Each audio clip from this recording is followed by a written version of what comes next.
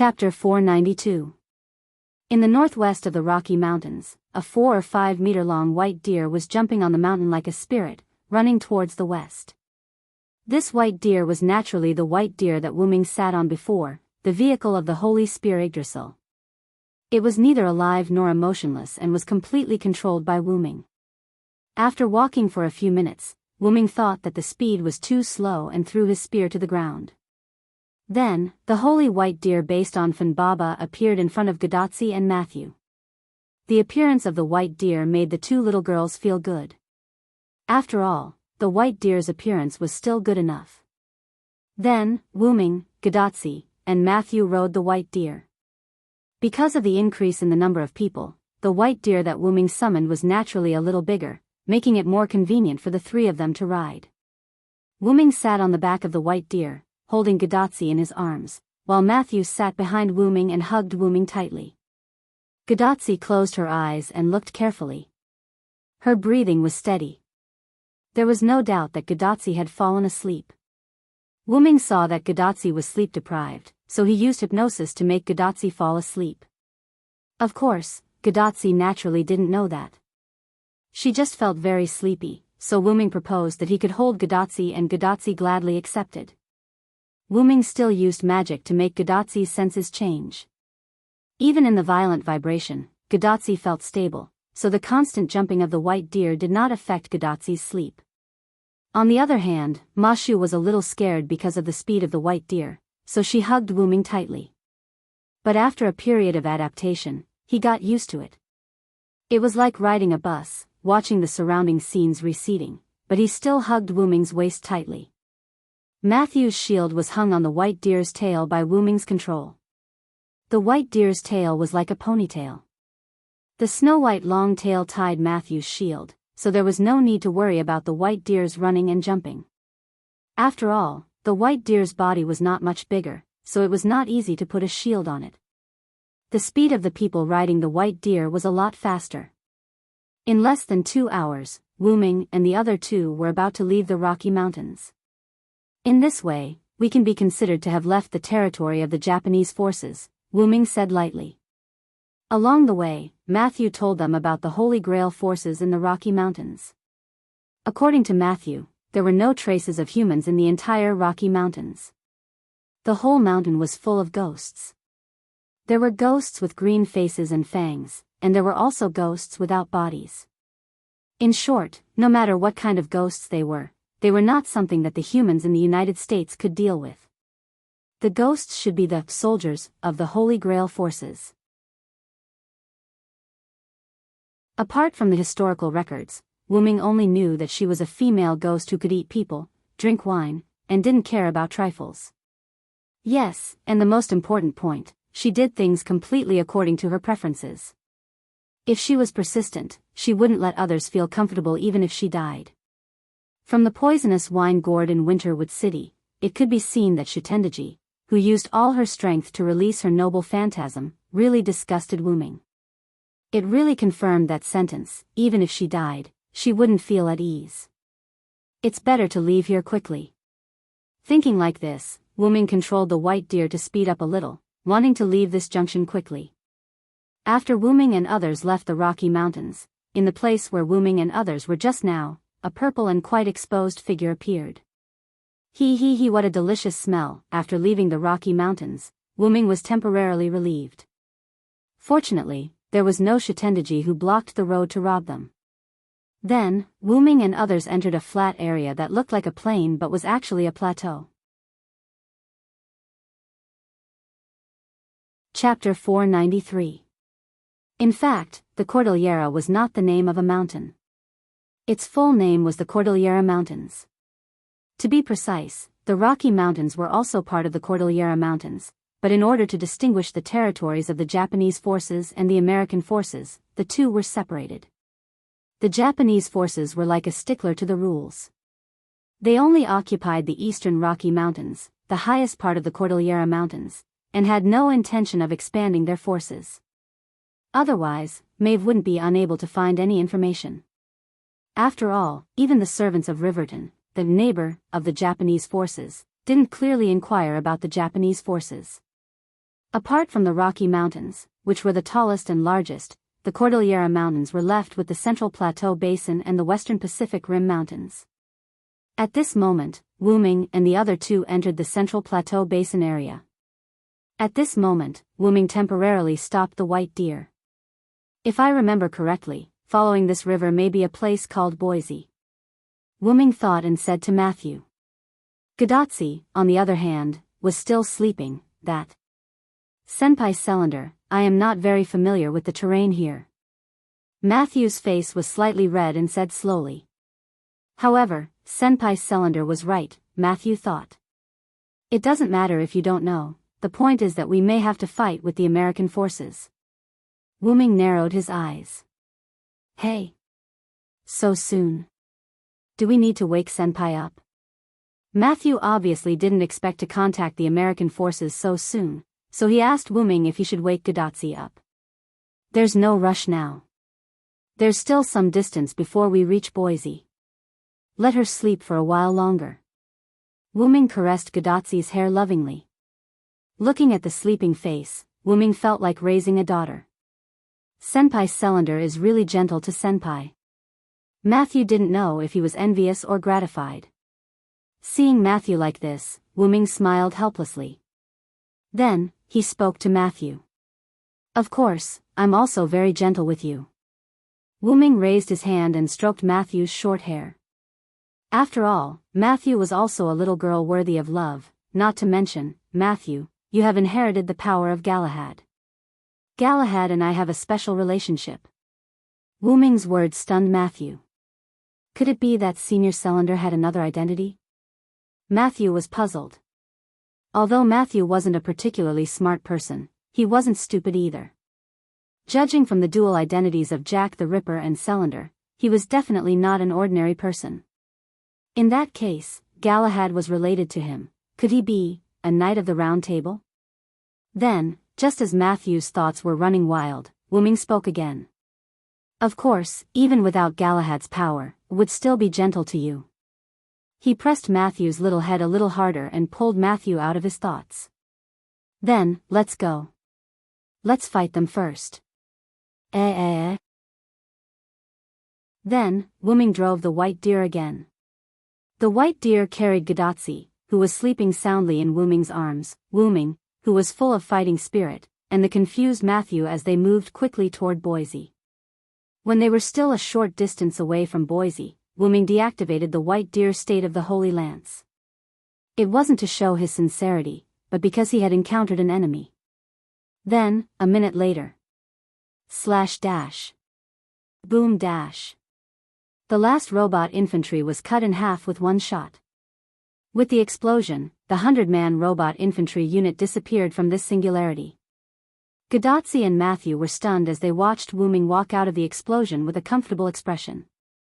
From the moment the three of them encountered the 100-man robot infantry unit, Wu Ming gently woke Gadotsi up, Matthew and Gadotsi got off the deer, and the white deer turned into the Holy Lance. It took almost 30 seconds.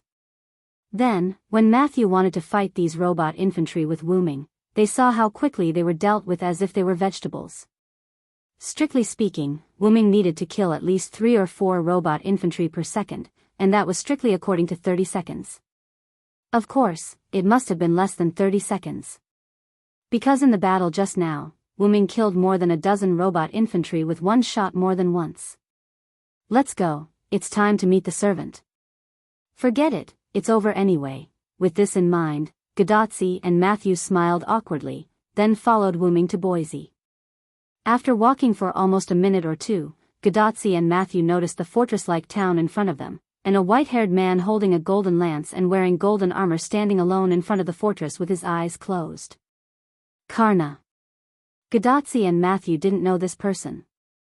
After all, Gadotsi and Matthew didn't see Karna when they were in Winterwood City. At the beginning of the battle between Karna and Gilgamesh, Gadotsi naturally didn't have the chance to see it. Later, when everyone went to the Yuzong Mountain, Karna only appeared to snipe Gilgamesh, but he was quickly rescued by Marshal Gil de Rice. After that, because of Astrio's noble phantasm, Gadotsi and Matthew didn't see Karna. After that, Karna was eliminated by Gilgamesh. It had to be said that this was a really sad story. Because of this, when Gadotsi and Mashu saw the white-haired man with golden armor and golden spear, they didn't recognize him. However, this didn't prevent Wuming from knowing Karna. Whether it was the Battle of the 14 Riders or the burning Winterwood City, Wuming had contact with him. In the Battle of the 14 Riders, Wuming defeated Karna by cheating. In Winterwood City, because of his rank, Gilgamesh replaced Wuming to fight Karna and defeated him in the end.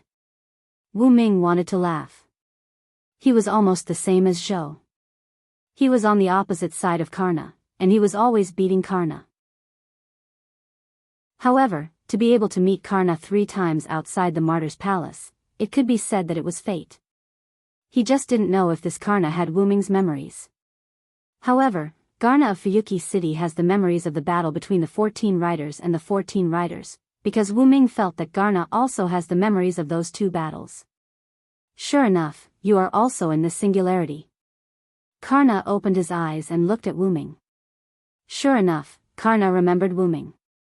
I didn't expect that we would meet again.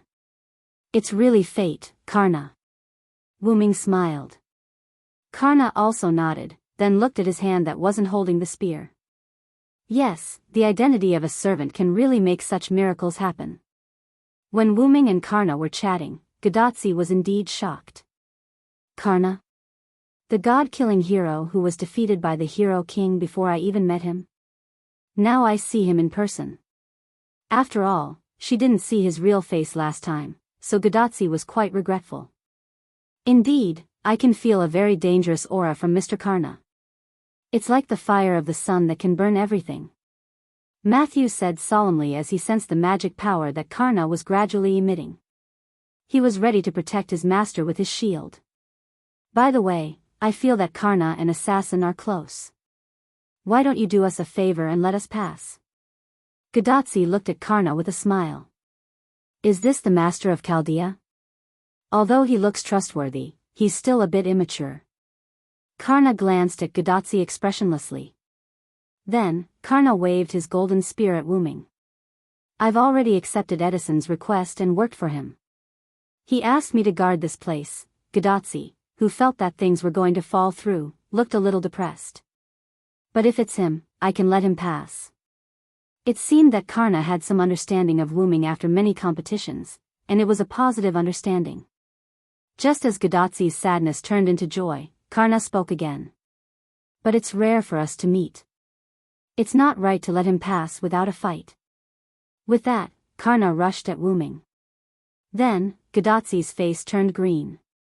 She felt like she had been tricked. To put it bluntly, we still have to fight, right? I'm already prepared. Wuming laughed and faced the incoming Karna. The third battle between the scorching golden spear user and the holy silver spear user had begun. Chapter 494. Clang. Clang. Clang. The ear-piercing sounds of metal colliding echoed in the air. Huff. Huff. Huff. Flames raged on the ground in front of the main gate of the fortress like meteorites falling from the sky. The walls of the fortress nearby also showed signs of damage. Hum. As if the air was vibrating, countless rays of light and flames clashed with each other. The figures of flames and meteors kept intertwining. The tip of the spear accompanied by flames and the tip of the spear accompanied by holy light could be vaguely seen. Obviously, that was where the sounds of metal colliding came from. Due to Karna's sudden attack, Wuming didn't back down and counterattacked. This battle implicated Matthew and Gadotsi for no reason. This was because as long as Gadotsi showed the attitude of negotiating with him, Karna would definitely not attack again. However, this time, Wuming was involved. Although he had joked that Wuming was like Zhou to Karna, in fact, Karna did have some feelings for him. After all, even a saint would be prejudiced if he kept losing to the same person, let alone Karna. As a result, Karna and Wuming fought for the third time. Both the overflowing magic power and the airwaves caused by the battle affected a shield on the battlefield. The shield kept shaking and seemed to be in danger. Ugh! Matthew put his shield in front of him and struggled to resist, protecting Gadotsi behind him. The blade of the shield extended out from the bottom and stabbed deeply into the ground. One could vaguely see a thick layer of magic power attached to the shield. It was Matthew's magic defense skill, which had the same nature as magic release, except that magic defense was used for defense, while magic release was used for attack. However, even so, the current situation was quite bad for Matthew. Karna's sudden attack during the conversation and Wuming's counterattack were all carried out under the premise that Gadotsi and Matthew hadn't retreated to a safe range. In the beginning, Karna paid attention to Gadotsi's safety. After all, he wasn't a criminal. Wuming was the same. His love for Gadotsi naturally made Wuming pay attention to Gadotsi's safety. However, the two of them were extraordinary figures after all. Originally, they wanted to hold back, but now, it became a battle where they gradually increased their strength. Realizing that she might get hurt if she continued to watch, Matthew wanted to take Gadotsi further away. However, before Matthew could take Gadotsi out of the danger zone, the aftermath of flames, holy light, air waves, and storms swept over. It was precisely because of this that the city walls of Boise City had become so dilapidated. Now, Gadotsi could only hide behind Matthew's shield. Once she left the protection of the shield, Gadotsi would probably be blown away in an instant. At this time, Roman, who was paying attention to this place, turned on the virtual screen and projected it to Gadotsi's side. Sure enough, Sarand and Karna are both exceptional servants. The aftermath of a battle of this level can't be ignored. Roman said to himself and nodded. Doctor, you'd better not talk too much. Can't you see that Matthew is already having a hard time? Gadotsi looked at the virtual screen beside her with disgust. Yes. Just by being called out by Gadotsi, Roman had once again returned to his cowardly and timid appearance. However, Gadotsi could shout from here, which showed that Matthew was well protected. However, even if she could only be protected, Gadotsi wouldn't just stay behind Matthew. Now, Matthew's hand holding the shield was already covered by Gadotsi's hand. Feeling the warmth of Matthew's hand, although his body was very tired, Matthew's heart was incomparably firm. Although it seemed that Matthew couldn't hold on any longer, his shield could still continue to resist the aftermath of the two exceptional servants. There was nothing that the sacred round table couldn't resist. Doctor, is there no way to stop them? Gadotsi roared like a child. However, this was a last resort. Although they didn't know why Boise City had become a steel fortress, the steel fortress had collapsed under the battle between Wuming and Karna. That's right, the walls of the fortress that was in good condition just now had been broken, and a few mechanical infantry could be seen faintly falling down. Not only that, but the ground where Matthew and Gadotsi were standing also began to crack. If they waited for Wuming and Karna to fight for a while longer, there was no doubt that the two of them who had released their noble phantoms would destroy the fortress. What can I do? Roman scratched the back of his head weakly. At this moment, Wuming and Karna separated, and the fight naturally stopped. However, this also proved that the two of them weren't too immersed in the joy of fighting. If we don't release our noble phantoms, we won't be able to determine the winner in a short period of time, Karna said lightly. After all, during the Battle of the 14 Horsemen, Wuming and Karna couldn't determine the winner in terms of martial arts, so they still had to rely on their noble phantoms. When he said that, Gadotsi, Matthew, and Roman were shocked.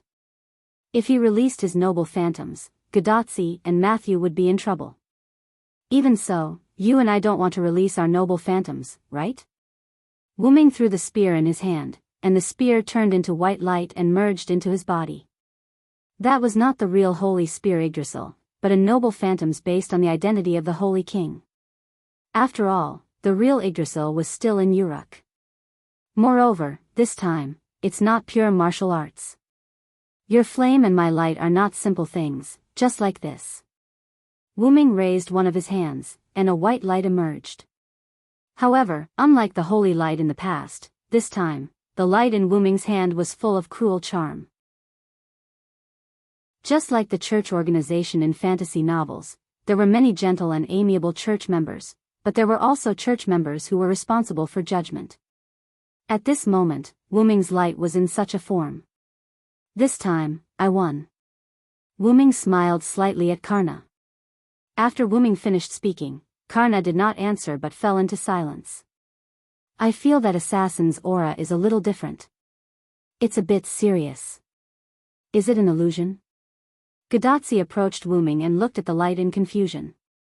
Maybe it's really like what Senpai Cylinder said, these lights are not simple things. Matthew also came over. Matthew and Gadatsi, one on the left and one on the right side of Wuming, looked at the light. At this moment, Matthew had already put down his shield, and the two had already begun to move toward Wuming. Some of the conversation between Wuming and Karna naturally fell into the ears of Gadatsi and Matthew. Indeed, the current you is somewhat different from the two you that I met before. This time, I have indeed lost. Cough, cough. After that, Karna coughed, and blood came out of his mouth. Chapter 495. Although Karna was coughing up blood, his face did not change much. He was still pale because he was a Caucasian. After calmly wiping away the blood that he had coughed up, Karna put away his golden spear. However, unlike Wuming, he could not put the spear back into his body. Instead, he made the golden spear disappear into the air as if it was spiritualized. However, at this moment, Roman was a little uneasy. Are you for real? Karna was beaten to the point of vomiting blood? Roman looked at Wuming in surprise. Well, doctor, what's so strange about that? Matthew, the good student, raised his hand and asked. Karna has the golden armor given to him by the Indian sun god, Surya. It's safe to say that almost nobody can hurt him, Roman answered Matthew's question.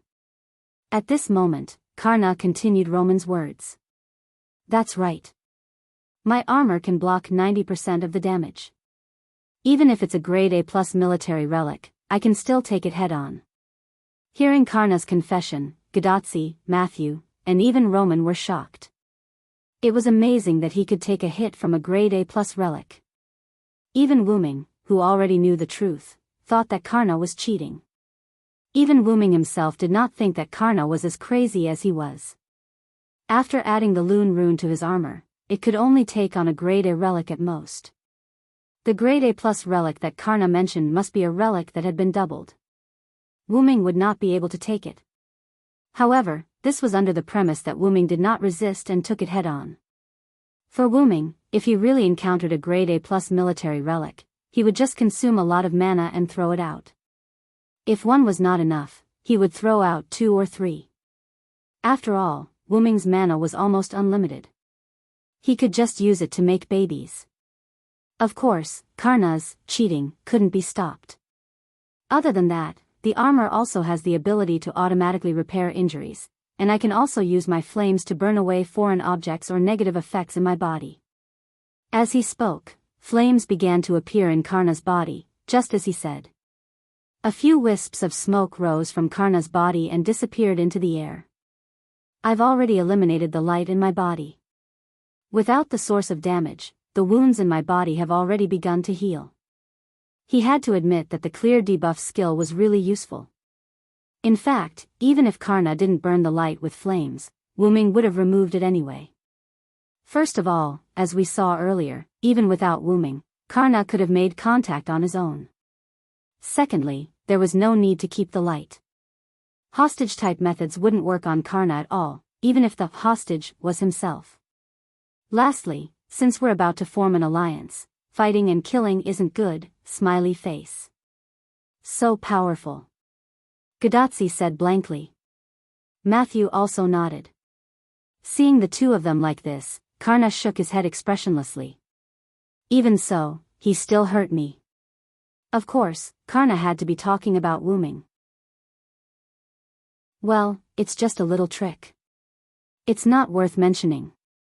Wuming smiled and created a ball of light in his hand. Karna's armor was bestowed by the Indian sun god, Surya. It was said that this invincible armor was made of light, so even the gods couldn't hurt Karna at all. However, Wuming's current method was light. Karna's sunlight armor was able to block countless attacks. It could even defend against light elemental attacks. In other words, as long as there was no damage, it wouldn't defend. Therefore, in the face of Wu Ming's light, Karna's armor was completely unaffected. In Wu Ming's eyes, Karna's armor was like a piece of armor with a large gap. He could deal damage just by stabbing the air. In other words, Karna was naked in front of Wu Ming. Cough, cough, back to the topic. Wu Ming used the characteristics of light to temporarily pass through Karna's armor and into Karna's body.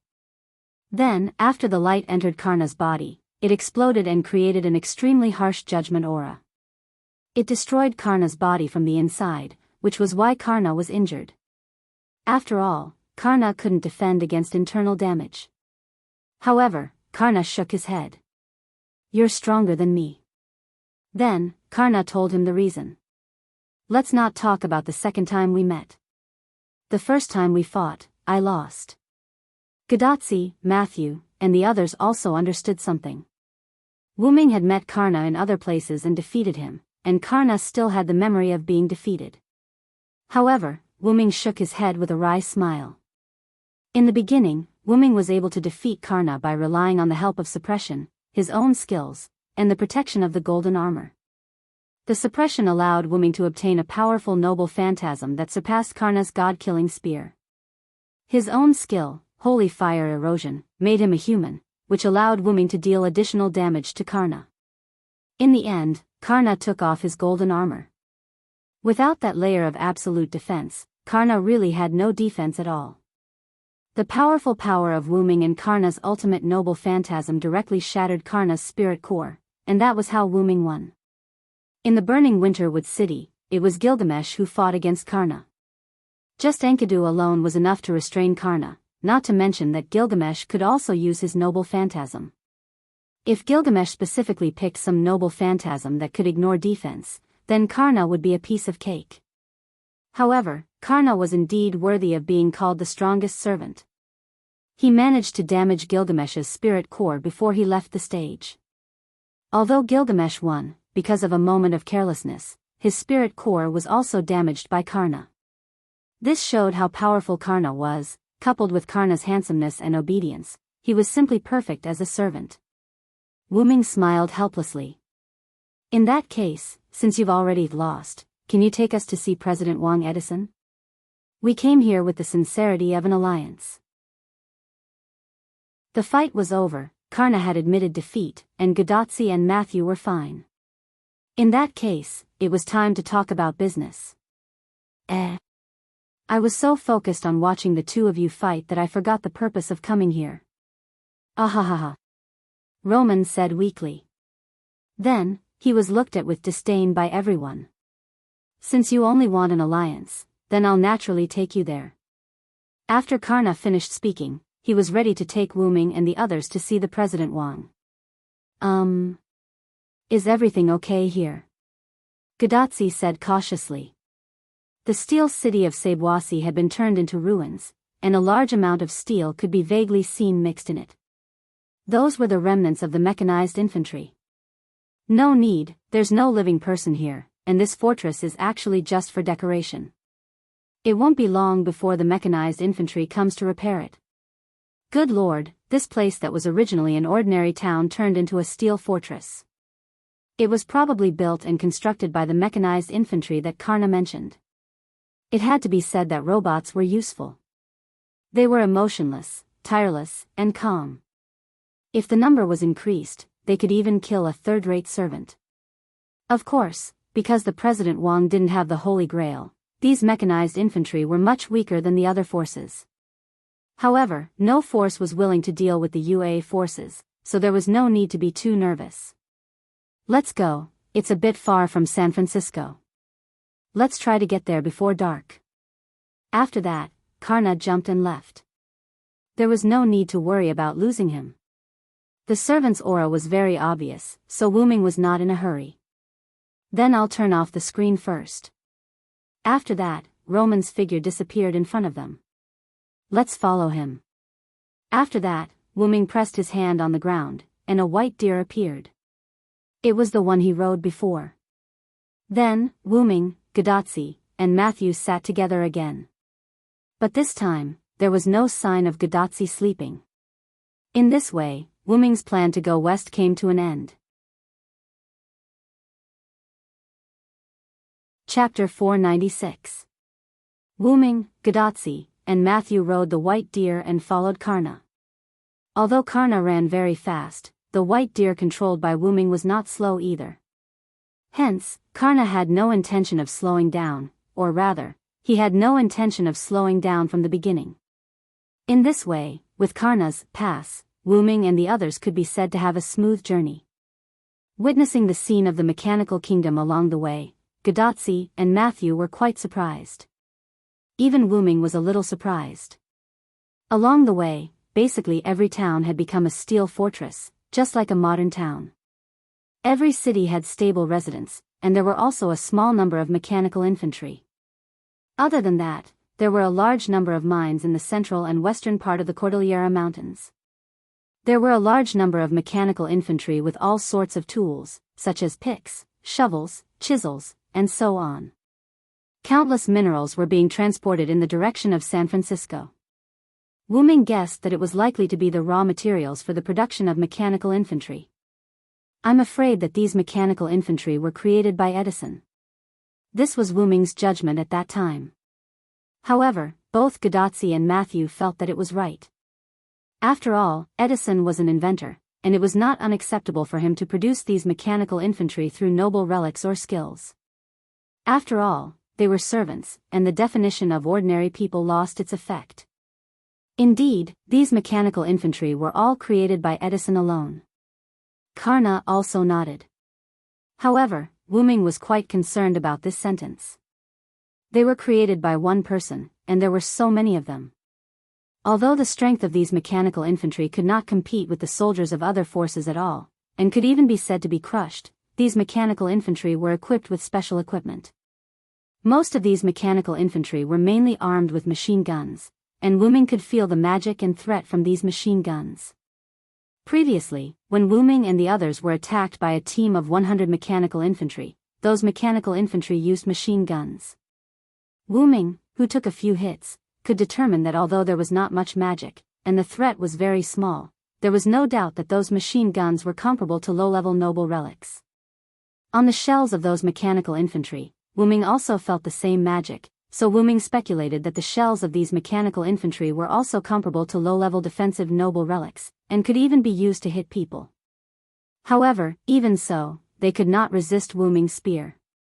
A low-level noble relic was a low-level noble relic. Wu Ming's spear was enchanted, and piercing these mechanical infantry was as easy as piercing paper. Of course, even if he didn't add magic to the weapon, it wouldn't be too difficult to stab with the spear. It would only be like piercing through cardboard. It was precisely because of this that the team of 100 mechanical infantry they encountered earlier was so easily annihilated by Wu Ming. However, if compared to the soldiers of the other forces, it was almost enough. After all, mechanical infantry used machine guns, and this was the only force that used firearms among the several forces. Although they could also compete in numbers, the other forces were blessed by the Holy Grail, so it was obviously unwise to compete in numbers. Of course, if Edison's production speed was enough to rival the other forces blessed by the Holy Grail, or even surpass them, it was not impossible to compete in numbers. Wu Ming still remembered the incident where Edison only slept for 3 to 4 hours when he was alive. On the way, he even joked, maybe this incident was sublimated into his noble relic or skill. Although it did become Edison's noble relic or skill. And it was Edison who told them personally after the success of the joint operation. We're here. San Francisco is right in front of us, the base camp of our force, Karna stopped and said to Wu Ming and the others behind him. Looking at the gradually darkening sky, Wu Ming felt that with Karna leading the way, it would indeed save them a lot of effort. Although Wu Ming also knew that Edison's base camp was in San Francisco, and he also knew the general location, he had not been to this place before. Compared to fumbling around on his own, it would be faster to have a familiar person leading the way. Then let's go, get ready to form an alliance with Edison. Then, the 4 of them entered San Francisco together and came to a palace-like house. Although it looked like a luxurious house from the outside, the interior was not that outstanding. The structural materials were just like an ordinary house. The only difference was that the interior space was not small. This should be Edison's office or laboratory. Wu Ming guessed. Then, under Karna's lead, they came to a house that looked like a living room. There were ordinary wooden sofas, ordinary tables, ordinary tea sets, and ordinary plain water. It seemed that after Edison was driven here, he did not have a good time. Wu Ming thought. Or rather, Edison did not deliberately pay attention to these things. Then, where did his attention go? Of course, it was on the mechanical infantry. After Karna entertained Wu Ming and the others for a while, he let Wu Ming and the others stay here alone. Then, Karna left, probably to find Edison. However, it was really fortunate that it was Karna. If it were someone else, even if Wu Ming and the others said that they wanted to negotiate, the other party would not let Wu Ming and the others sit here like this. No matter what, he had to find someone to look after Wu Ming and the others.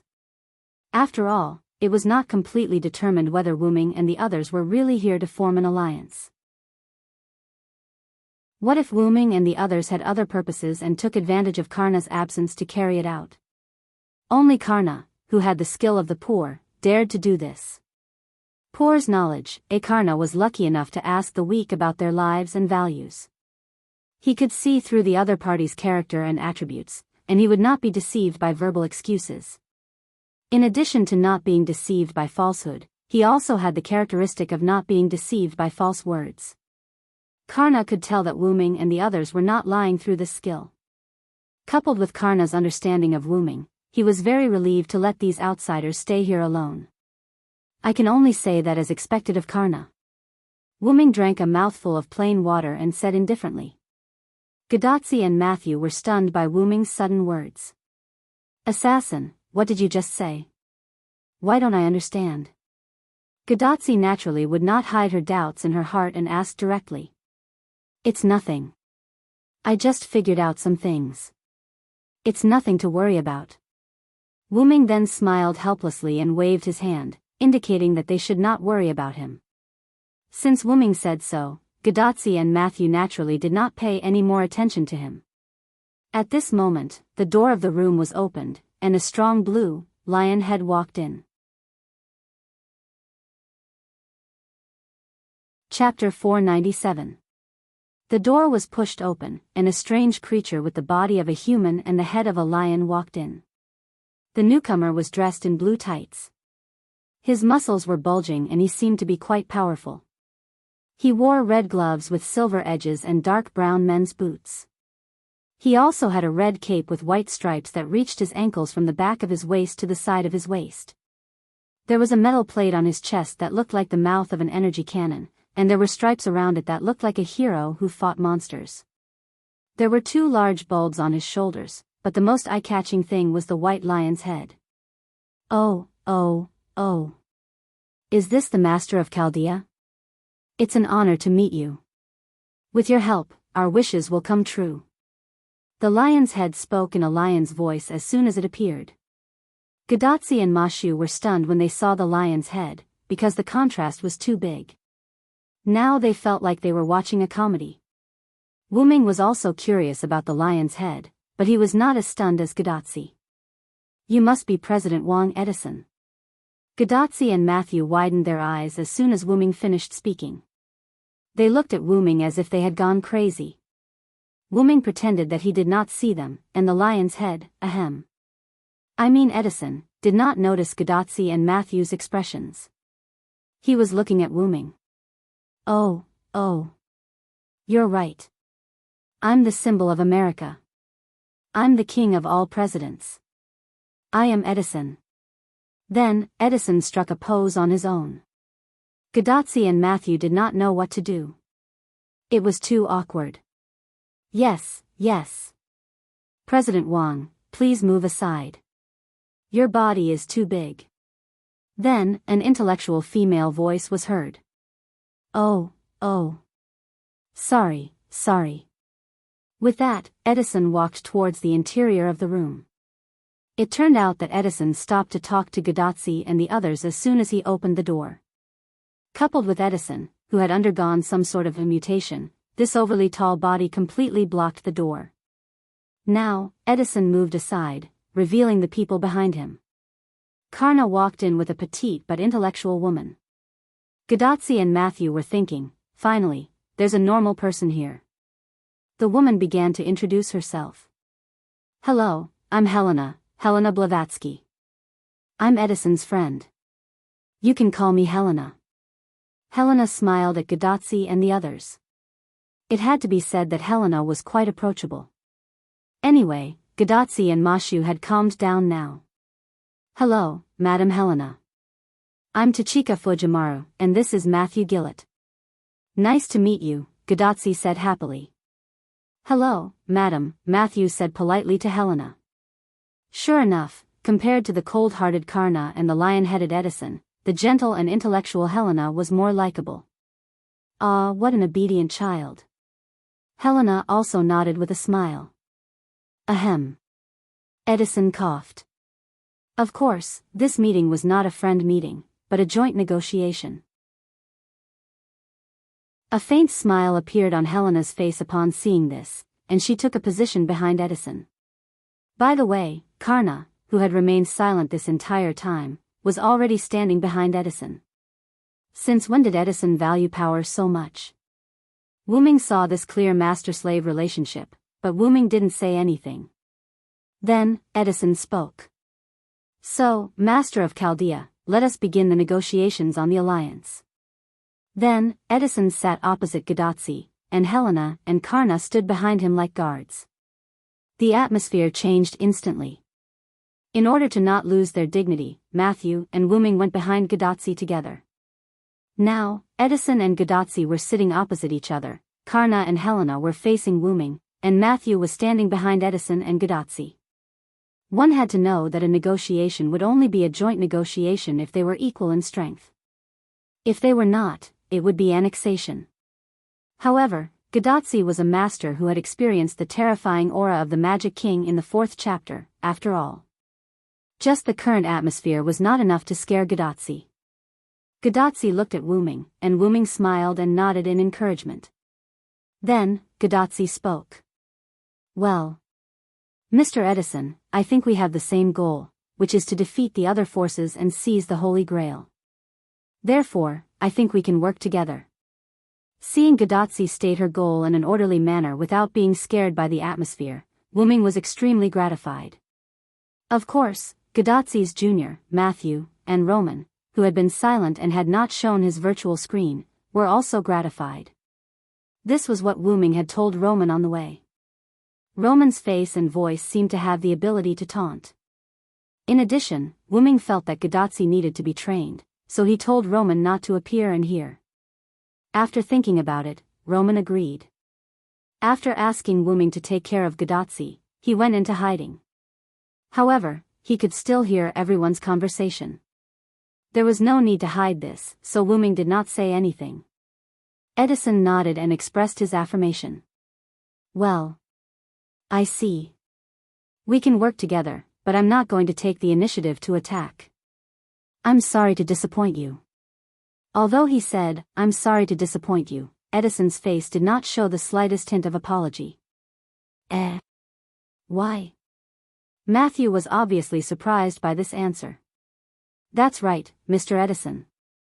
Although there are only a few of us this time, I'm here to work with you on behalf of the servants who are alone. We have gathered Sharon, Achilles, Nightingale, Geronimo, and many other servants. I believe that we can save this era if we work together. Hearing Gadotsi's words, Edison was not surprised. Instead, he touched his chin and thought. Oh. There are heroes like Achilles, Sharon, and I didn't expect Ms. Nightingale to be with you. Then, Helena opened her mouth and explained to Gadotsi.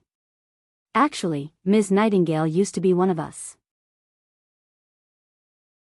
Due to the arrival of several new forces, our camp was forced to retreat to this place. Ms. Nightingale didn't retreat because of her unique personality. I thought she had already left. After a pause, Helena continued. In fact, we also have many servants, but we lost a lot of them when we fought with the Celtic side and the 3 new forces. At present, there are only 3 of us left. We thought Miss Nightingale had left, but we didn't expect her to still be here. Edison didn't stop Helena from exposing his family's information. After all, there was no point in lying about this. A little investigation would reveal that for someone who was at the end of their rope, hiding their trump card would be a foolish move to bring their trump card to hell. However, what Helena meant was that Edison was concerned about the fact that Nightingale was still alive. In that case, why don't we join forces to fight? It's better than being swallowed in the end. Gadotsi was a little puzzled. In the first few singularities, except for the enemy servants, basically all the servants they encountered would join their side, and then everyone would win the Holy Grail together and solve the singularities. But this time, the president, Wang Edison, chose to escape and avoid the war, which really made Gadotsi confused. I am preparing to accumulate strength, and when the other forces are defeated, we will take them down together. Ha ha ha, as if he had come up with a perfect plan for himself, Edison laughed happily. In other words, Edison was preparing to go into a defensive mode to prepare for battle. However, it could only be said that he was worthy of being an inventor's brain, and he really didn't know anything about war. I don't know if Helena knows this or is really hiding it, but Karna must be hiding himself, so he didn't tell Edison. So, Edison, what if the other forces join forces to destroy you first? Wu-Ming said directly, without even using honorifics, and told Edison what Karna didn't say. Huh? Looking at Edison, who was a little stunned by his straightforward words, the corners of Wu-Ming's mouth rose slightly.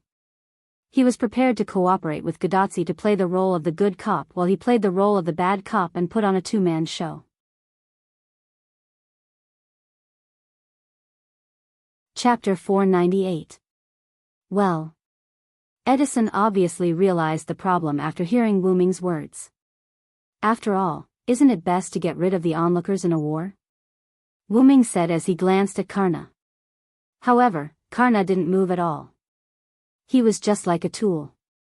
Then, looking at the helpless expression on the lion's face, Wu-Ming continued. Although Karna is indeed an exceptional servant, if the other forces join forces and send a few first-rate servants to stall him, then only you and Helena will be left. Do you think you can resist the attacks of 2 or even 3 forces? Wu-Ming said as he walked toward Edison. Karna and Helena didn't move either. Wu-Ming's words made Edison even more speechless. Karna still didn't say anything like a tool. Helena seemed to want to say something, but in the end, she still didn't say anything. This sentence pointed out the biggest weakness of Edison's group at the moment. They didn't have high-end combat power. Regardless of whether it was Helena or Edison, Wu-Ming didn't think that they would be able to last more than a few rounds under his gun even if they fought with their lives on the line. At most, they would be able to last 5 rounds. It could be said that if it weren't for Karna, Wu-Ming would have been able to instantly kill the 2 of them. Of course, Wu-Ming didn't have such thoughts. But since that was the case, it meant that only someone could stall Karna, and if a few more powerful servants came, then Edison and Helena would be dead for sure. I've seen a lot of powerful servants from other forces. The demigod hero Hercules, the huntress Atlanta, the traitorous witch Medea, the Roman Emperor Julius Caesar, and the Egyptian Queen Cleopatra. Do you really think you can resist their combined forces? Wu-Ming was getting closer and closer to Edison. But, they might not join forces. Edison's lion face looked very weak. Indeed, but don't forget, those are only the enemy servants I've identified so far. In Denver, there is also the king of ghosts, Shitendaji, who is suspected to be the commander of thousands of ghosts. You won't believe me if I say that Shitendaji has no other servants under his command. In addition, I don't think the Greek forces only have a few servants. There must be more powerful ones behind them, and Rome, which can fight Greece so well, must have other powerful servants. Well, the reason why Greece and Rome could fight so well was that neither side had the intention to start a decisive battle. After all, there were still other forces eyeing them covetously. Wu-Ming believed that if both sides were to fight to the death, the Greek side would have the upper hand. That was because the Greek side was more mysterious than the Roman side. Of course, this was only a guess at the moment. After all, they had not completely confirmed the hidden means of both sides. Wu Ming also relied on this information that Edison didn't know to be able to scare him. Then, Wu Ming continued to speak, word by word seriously. Do you think that you can resist Karna, your robots, and the fortresses that can be destroyed easily in a battle? You think that you can resist Karna, your robots, and your fortresses? Karna asked with a smile. Wu Ming said while walking, and he had already walked in front of Edison, staring at his lion face. Even so, Helena and Karna still didn't move, as if they trusted Wu Ming very much, or they really regarded themselves as tools called servants. Wu Ming's words that did not leave a way out mercilessly poked at Edison's soft spot. In fact, Edison already knew in his heart that if there was an enemy attack, with his super weak individual combat ability, other forces might not be able to resist. No, it should be him, and Helena was naturally the same. If Garna was held back, then they would definitely fail. That was why Edison wished he could spend an extra hour a day, a total of 25 hours making mechanical infantry day and night. And those towns and fortresses were built for this reason. Otherwise, he would really have no sense of security. He knew all this, but he was subconsciously unwilling to admit it. I still have the Superman potion that I have painstakingly developed. As long as I inject this into my body, I can get the power of a superclass servant. Edison said excitedly, and he took a tube of colorful potion from nowhere. Then, bang! Wu Ming grabbed the tube of Superman potion in an instant, and with a hand that seemed to be holding on to magic, he threw the tube to the ground and crushed it. Now you don't have it. Wu Ming still stared at Edison's lion face, and said this shameless sentence very calmly. But even so, in Wu Ming's vague prying, Karna and Helena still didn't move, and Helena even breathed a sigh of relief. In an instant, Wu Ming seemed to have understood something. Poor lion head. Not only was he tricked by the enemy, but he was also tricked by his own people. But this was indeed for his own good. However, at this moment, Edison had no time to care about others.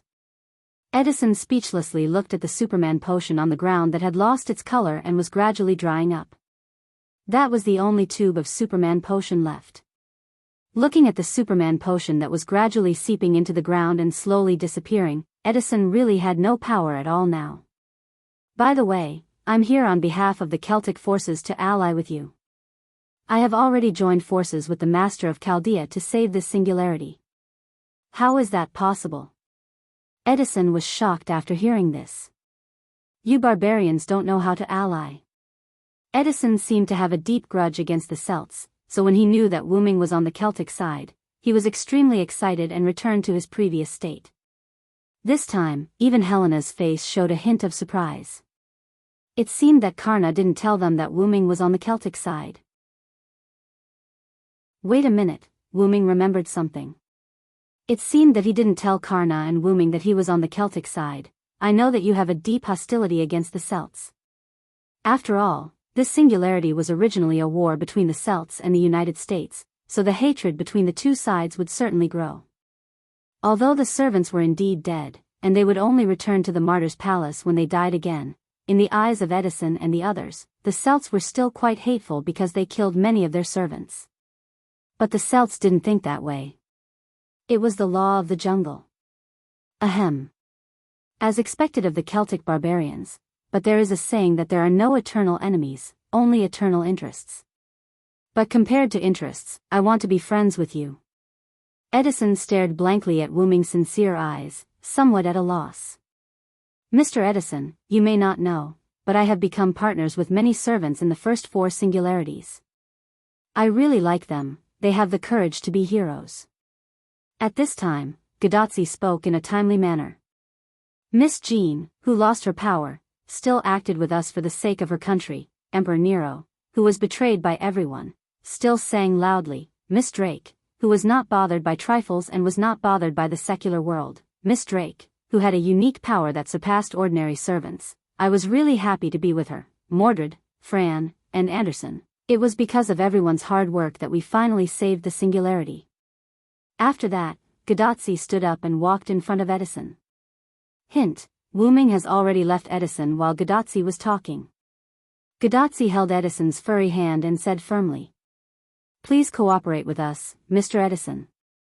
Edison looked at Matthew's smiling face, Wuming's hateful face, because of the Celtic forces, Helena's encouraging face for her friend, and Karna, who finally nodded. Edison nodded heavily. Oh. Chaldea's master. From today on, we are partners. Oh. Seeing Edison posing like a Chinibu again, the people present did not feel awkward anymore. Instead, their faces were filled with joy, and the joy of having a new partner increased. Chapter 499. After officially deciding to work together to fight against the other forces, Edison roared, Oh, I'm going to implement a 26-hour-day work system now, and left. He probably went to continue building mechanical infantry. After all, Edison's only purpose was to build mechanical infantry. Karna, on the other hand, greeted Gadotsi, the master, leader, and left San Francisco to continue guarding Boise. After all, Wuming said that Denver might be the king of ghosts, Shutendaji, so he still had to go and guard it. In the end, only Helena, who was already sitting with Gadotsi and Matthew, was left at the scene. Wuming could only smile bitterly. Should he say, as expected of women? They actually got along so well with each other so easily. Little Li Xiang, it's all thanks to you guys for coming. Helena sat beside Gadotsi, and held her hand as she spoke. Huh? Why do you say that? Gadotsi expressed that she didn't understand at all. However, Wuming was already sure of one thing. Even if Helena and Karna did set up Edison, it was out of good intentions. Therefore, Helena and Edison allowed Wuming to do whatever he wanted. TSK, the lion head is so pitiful. While Wuming was sighing, Helena told him the reason. Actually, the reason why Edison became like this is because he received blessings from the past presidents of the United States. Helena's expression became a little sad. Thinking about it, it made sense. How could a human become a lion head? Actually, Edison wasn't like that, but those were the past presidents. After receiving their blessings, not only did Edison's appearance change, even his personality changed. He was willing to do anything for the United States, and he became abnormally egoistic. However, as soon as she finished speaking, Helena became happy. It could be said that it was because of your arrival that Edison was stimulated. Now, his personality has changed. Helena looked at Wuming gratefully as she spoke. After all, if it wasn't for Wuming's series of series of shocking actions, Edison might not have been able to completely change back. In that case, he could only rely on beating to make Edison return to normal. Wuming nodded, indicating that it was nothing. However, this gentleman's hooligan-like actions really gave me a fright. Helena couldn't stop laughing even though she said that she was scared. Wuming waved his hand nonchalantly, but Gadotsi and Matthew felt awkward. I didn't think that assassin would do something like that. Although the outcome was pretty good, ahahaha. Gadotsi laughed out loud. Matthew, on the other hand, blushed and didn't say anything. Is this Mr. an assassin? I couldn't tell. Helena was a little surprised because of how Gadotsi addressed Wuming. After all, Wuming had the temperament of a king and the aura of light like the sun. It was really hard to tell that he was an assassin. I'm indeed not an assassin. Tachika just called me that out of habit. I haven't introduced myself yet. I'm really sorry, Madam Helena, you can just call me Celander. Wuming said as he bowed to Helena in an ancient Celtic salute. You're really a Celtic, eh? I thought you were joking just now. As a lady who had studied magic all her life, Helena naturally knew about Celander, the warrior in the Celtic myth, the long march to capture the bull. So, you're a lancer. When talking about the Celtic warrior Celander, one would definitely think of his holy spear, Yggdrasil, that was comparable to or even stronger than the magic spear Jayberg. However, Wuming shook his head in response to Helena's guess. I'm sorry. Because Maeve used the Holy Grail to distort me, I descended as a berserker this time. Berserker. Whether it was Helena, Matthew, or Gadotsi, they all exclaimed in surprise. Helena was surprised that Wuming descended as a berserker, but he was full of knowledge and wisdom. She wasn't surprised that Wuming was a berserker. After all, Celtic followers basically had crazy behaviors, and they had the qualifications to become a berserker. Gadotsi and Matthew really didn't expect Wuming to be a berserker. Although Wuming didn't say anything when he was in Riverton, looking at Wuming's appearance, it didn't seem like he was related to a berserker. I thought Senior Cylinder was a lancer or a ruler, Matthew, who was sitting on the other side of Gadotsi, said softly. Gadotsi stared at Wuming and nodded. On one hand, she agreed with Matthew's words, and on the other hand, she was blaming Wuming for hiding it from her. After all, you didn't ask me. Wuming instantly threw away the blame. Then, Gadotsi's little face became angry, and she looked at Wuming with dissatisfaction. Wuming smiled bitterly, then walked behind Gadotsi and stroked Gadotsi's little head as if he was petting a cat.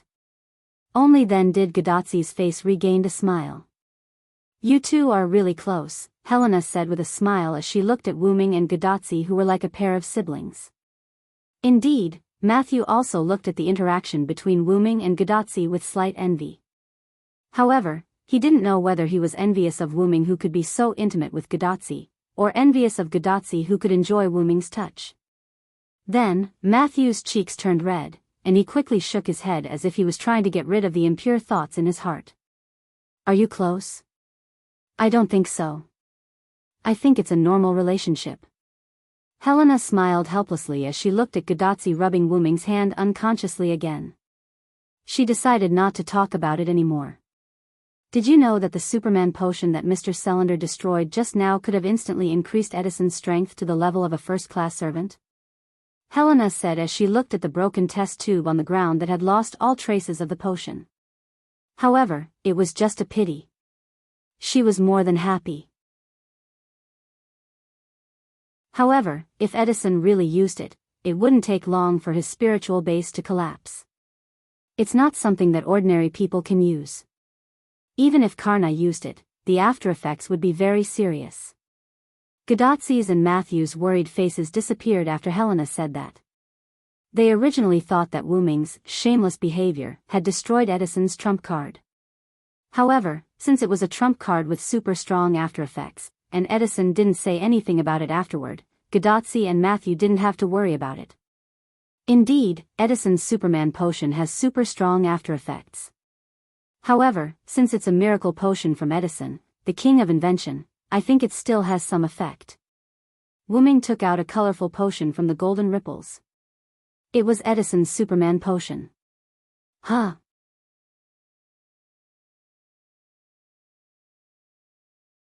Chapter 500. What's going on? I really did see you destroy the Superman potion. Helena looked at the remains of the test tubes on the ground as she spoke. Actually, one of the reasons why Helena didn't say anything or do anything was to let Wuming destroy the Superman potion.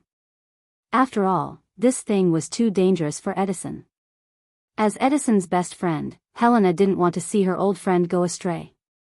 Then, Wuming smiled. Test tubes can be created easily. With that, Wuming stretched out his hand, and a test tube that looked exactly like the Superman potion appeared in Wuming's hand. There was also the rainbow-colored Superman potion in it. After I got the Superman potion from Edison, I placed it in my relic space and created a replica in an instant to pass it off as the real thing. When Wuming took the Superman potion, there was a magical wave in his hand. It seemed like Wuming was afraid that the Superman potion wouldn't be damaged by a simple fall, but in fact, it was to fool others. After all, Wuming's Dragoness space could be big or small. He put the Superman potion in the Dragoness space with the help of the magical wave and created an identical test tube with the Create Green item. The rainbow-colored potion in the test tube was just the rainbow-colored water created by Wuming. It had no effect at all. Now, Wuming didn't even need to recite a spell to create such a small thing. It was a piece of cake for him. After all, from Edison's point of view, this Superman potion is also incomparably important. How can I casually destroy someone else's important trump card? It was also because of this that Wuming took the Superman potion and destroyed it so decisively. This Wu Ming's move left Helena speechless. She could only shake her head with a bitter smile. Who would have thought that the test tube in front of her could be replaced in an instant? This is fate, I guess. However, I hope that you won't return this potion to Edison. I don't want my old friend to be in danger again. Helena smiled bitterly before pleading with Wu Ming. If that's the case, then I won't return it to him. With that, Wu Ming tossed the Superman potion into the air. Golden ripples appeared and swallowed the Superman potion. Wu Ming was a collector. Even if he did not use them, he would keep them in his relic as a souvenir. Then I'll thank you in advance. A childish smile appeared on Helena's face that did not match her actual age. It's getting dark. Tachika, why don't you stay here for the night? They started their journey early in the morning and left the Rocky Mountains a few hours later. They encountered Karna and fought him. Then, Karna led them to this place. By then, the sky had already begun to darken. In addition, the negotiation had taken a lot of effort, so the sky had naturally darkened. Looking at the completely dark sky outside, Gadotsi naturally nodded. After eating the dinner that Wu Ming prepared in his relic space, Helena assigned the three of them a room. Wu Ming's relic space was really a utility room. There was everything, and the food ingredients would not spoil in the space. After all, there was magic power to maintain them. Therefore, using the create green item, Wu Ming casually created a kitchen and made a feast. Because of the aroma, Helena was attracted to eat with him. Even Helena in the 19th century was captivated by Wu Ming's food. Well, of course. After all, this was the food that could capture King Arthur's heart. Gadotsi was a human and naturally needed to eat. Although Ma Shu was a demi-servant, she still had the habit of eating. Naturally, Wu Ming was the same. He wouldn't stop eating just because he didn't need to eat, unless there was no need to eat, just like when food was scarce, he would choose not to eat. However, the three of them did not see Edison during this period. It seemed that Edison was really going to implement the so-called 26-hour-a-day.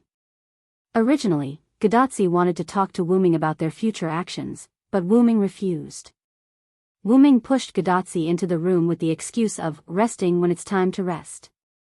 At the same time, this also dispelled Roman's idea of talking to Wu Ming. He was very bored. Although Edison and Karna had left, Helena was still there. In order to prevent his sudden appearance from causing unnecessary hate, Roman had been listening by the side without saying a word. The night gradually deepened. Time passed. The next morning, Wu Ming knocked on Gadotsi's door again and took her out. Although Gadotsi had been protesting and condemning Wu Ming's behavior of not letting her sleep, Gadotsi still obediently put on her clothes. Really, does Tachika usually like to sleep in? Wu Ming complained and asked Matthew, who was sitting beside him at the table. That Senior doesn't really sleep in. I think it's because Senior Cylinder is here that Senior can sleep in peace. In other words, because of Wu Ming's presence, Gadotsi subconsciously slept in every day out of trust. Now that I think about it, being with Tachika is really like taking care of a slightly naughty sister. Wu Ming sighed and looked at Tachika, who had finished dressing and trotted over. Wu Ming's eyes were full of love. She was just an ordinary little girl with master aptitude, but she shouldered the burden of saving the world. How could she not be spoiled? Hey! Gadotsi said a strange phrase, then sat on the other side of Wu Ming, opposite Matthew, and began to enjoy breakfast. It's a traditional Japanese breakfast. I didn't expect Assassin to know how to make it.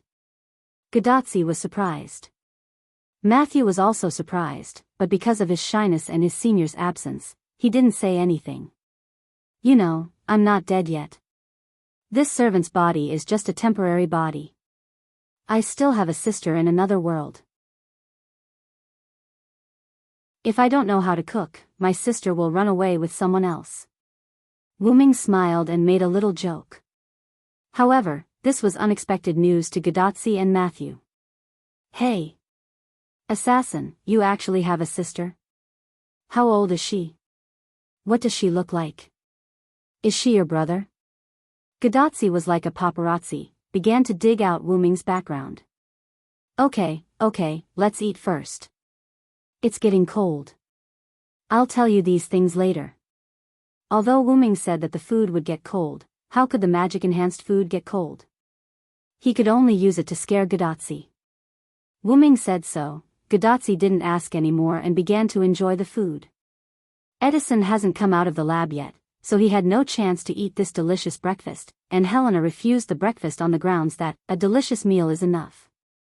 After all, servants eat because of lack of magic, and Helena, as a caster, hasn't reached that point yet. Since she said so, Wu Ming didn't insist. Then, Gadotsi began to shout because of the breakfast. Oh, this miso soup is really delicious. Matthew, come and try this pickled vegetable. Ah, this grilled snapper is so delicious. Saving people is worth it. Wu Ming listened to Gadotsi's sigh and could only smile helplessly. The reason for saving people is to eat breakfast. If Roman heard what you said, he would shut himself up for a while. However, when it comes to eating, being happy is the most important thing. If she can't even eat, then it's too heavy for this little girl. On the other side, Lionhead's lab.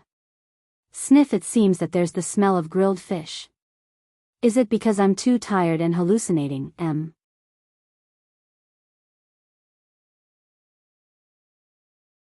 Chapter 501. After breakfast, Wu Ming, Gadotsi, and Matthew went on their way. It just so happened that Edison was attracted out of the laboratory by a special fragrance and happened to meet Wu Ming and the others who were about to leave. Then Edison and Helena saw Wu Ming and the others off. Before leaving, Wu Ming gave Edison a communication device similar to a modern mobile phone. After all, Wu Ming didn't ask Edison, Helena, and Karna to follow them. In that case, they must have a communication device to ensure that they could contact each other at any time. This communication device was naturally made by Wu Ming using Create Green item. In other words, Wu Ming's ability could be regarded as a caster's level skill, item creation. In fact, this communication device was made by Wu Ming based on a mobile phone. Its only function was to connect and call another communication device. As for the signal needed by an ordinary mobile phone, Wu Ming used magic to replace it. As long as it was in this singularity, the two communication devices could contact each other. It was similar to the bracelet that Roman used to contact Gadotsi. After all, Wu Ming made it based on Gadotsi and Chaldea's communication bracelet. However, Gadotsi's communication bracelet had more functions than the communication device made by Wu Ming. Ray shift, virtual screen, establishment of material supplies, summoning circle, and other abilities were basically related to this communication bracelet. Although the inventor of the telephone has always been controversial, it was undeniable that Edison could indeed make a telephone. That was to say, if he wanted to, he could also fight a modern war. However, his enemy was something that modern war couldn't fight. Moreover, if he really did that, it would be as unreliable as building a hot spring hotel to serve ordinary people at the end of the world. Who would enjoy the comfort of a hot spring if they couldn't survive? As for Edison, if he had the time, he would he would definitely choose to make a few more mechanical infantry instead of choosing to build a communication device. However, he didn't have many subordinates. They were all mechanical infantry that only knew how to obey orders, so building a communication device was useless. In Wu Ming's opinion, it was better to install a monitor on the mechanical infantry. However, it was a bit extravagant to install a monitor on all the mechanical infantry. It was better to build a communication device. So far, Edison didn't do anything and just focused on building mechanical infantry. Therefore, Edison was quite interested in the gadgets that Wu Ming gave him. Be ready to attack at any time. After saying that, Wu Ming turned his gun into white deer and left with Gadotsi and Matthew. After making the white deer a little bigger again, Wu Ming stood on top of the white deer's head while Gadotsi and Matthew sat steadily on the white deer's back. With Wu Ming's stabilizing magic, there was no need to worry about Gadotsi and Matthew being thrown out. Of course, the same was true for Wu Ming. Without the mount skill, Wu Ming's control over the mount had decreased by more than one level. After all, the white deer under him was transformed from his gun and could not be regarded as a complete mount. Therefore, he also needed to use magic to stabilize his body. The white deer drove away from a small plain area in the west and entered the mountainous area. The white deer jumped up and down, but it still had no effect on Wu Ming and the other two on the white deer. Gadotsi and Matthew said a few words and then pulled Wu Ming down. After all, Wu Ming promised to tell Gadotsi the story of his sister. Wu Ming also shook his head helplessly, then he began to tell the story of his sister. Because of their trust and the fact that there was no need to hide anything, Wu Ming did not plan to hide anything. Everything he said was the truth. However, Wu Ming did not tell the story as a legend, but as Mayo's brother. After all, it was a continuous experience. Wu Ming talked for a while before he left Mayo's world and went to another parallel world. Wu Ming also stopped. After all, he had to let Matthew and Gadotsi digest it. I feel that the man named Amiya Kiritsugu is bad. He actually wants to raise Mayu as a living tool. That Ainsworth is also not a good person. He actually wants to sacrifice a little girl to save the world. If he is really so strong, we can just think of other ways, Gadotsi said unhappily. Although this is the case, from the perspective of human beings all over the world, Amiya Kiritsugu's ideal and Ainsworth's approach are both correct. Wu Ming did not deliberately refute Gadotsi but considered it from a more rational point of view. However, although Amiya Kiritsugu's worries were groundless, Ainsworth really did have the power to save the world. Although it was also considered an opportunist, to be able to trick Wu Ming, he was also quite capable. Then, just as Gadotsi was about to refute, Wu Ming continued. However, let's not talk about whether they have the power to save the world first. Just the fact that they dare to touch my sister is absolutely not allowed. Wu Ming said rather domineeringly. However, in Gadotsi's eyes, this was a siscon. I didn't expect you to have a siscon, assassin. Gadotsi snickered. This made Wu Ming feel rather helpless. It was not that he did not dare to admit it, but it was not a good word to say. At this time, Wu Ming and Gadotsi heard a series of trivial words. It's just that I didn't expect the Holy Grail war in the parallel world to be like this. The Holy Grail is a humanoid life form, and it changed from being a magician to using a class card. This voice was undoubtedly Roman's. There's no one else now, do you have to be so sneaky? Wu Ming said to the bracelet on Gadotsi's wrist rather disdainfully. Sorry. Accompanied by Roman's apologetic voice, Roman's figure appeared along with the virtual screen. I was fascinated by your story just now and forgot to turn on the virtual screen for a moment. Although the magic consumption of the virtual screen was slightly higher, it was a little too much for Chaldea who could not obtain external funding. However, because of Wu Ming's generous funding, Chaldea would not lack magic even if the virtual screen was always turned on. Previously, when Wu Ming went to Chaldea, although he did not give Roman a magic crystal or something like that, he gave him an automatic magic production device. This device was actually a defective product of the magic supply device in Blackie's body. The magic supply device in Blackie's body was transformed into an organ like a magic circuit, but this defective product could not be loaded into the human body. Although it was called a defective product, it was no different from the one in Blackie's body except that it could not be loaded into the human body. A device was enough to supply a servant with magic power. Wu Ming did not give Roman a device, but dozens of devices, and Wu Ming also increased the power, enough for Chaldea to squander. At this time, Matthew spoke faintly. A humanoid Holy Grail. Matthew was quite concerned about Mayu as a humanoid Holy Grail. The humanoid Holy Grail and the androids cultivated for the servant experiment could be said to have similarities. Matthew found a resonance. And this resonance was not a good thing. As Matthew's attending physician, Roman knew very well that this was not good for Matthew. As if he also knew that he started the wrong topic, Roman naturally shut up. Gadotsi did not ask Wu Ming to continue the story, but asked the next step. Assassin, what are we going to do next? Then, Wu Ming had a smile on his face. Of course, first get rid of the bystanders.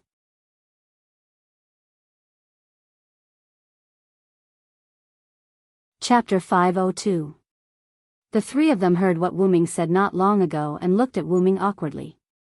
After all, when Wu Ming said this sentence before, he was referring to the American forces, but Gadotsi and the others didn't think that Wu Ming would backhand an ally that had just formed an alliance. Of course, I'm not talking about Edison. Wu Ming shook his head with a smile. I'm talking about there. Wu Ming said as he pointed to the Rocky Mountains. You mean, the Japanese Holy Grail forces? Roman said thoughtfully. Of course, now the Celtic forces in the easternmost part of the continent and the American forces in the westernmost part of the continent are on the same side. The Celtic forces have Maeve. Let's not talk about offense, but defense is more than enough. After all, in addition to Maeve, who was not weak, there was also Finn, Dilmund, and the Indian servant that he had never met. However, according to Maeve, she had some relationship with Rama. Since she had some relationship with Rama, she was certainly not weak, so he didn't need to worry too much about the Celtic forces for the time being. In addition to that, there was also the location of Riverton, the base of the servants that were currently alone. Riverton is located in the Missouri River Basin. It's not that far from Denver. Currently, we're in an alliance with Edison, but there's another force in the middle. The situation isn't good, so I think we should get rid of the Japanese force that's obstructing Riverton and San Francisco's Denver. Gadotsi, Matthew, and Roman heard Wu Ming's explanation and also felt that Wu Ming was right, and they all nodded. However, in fact, Wu Ming had other reasons. If there was no accident, the one in Denver was Shitendaji.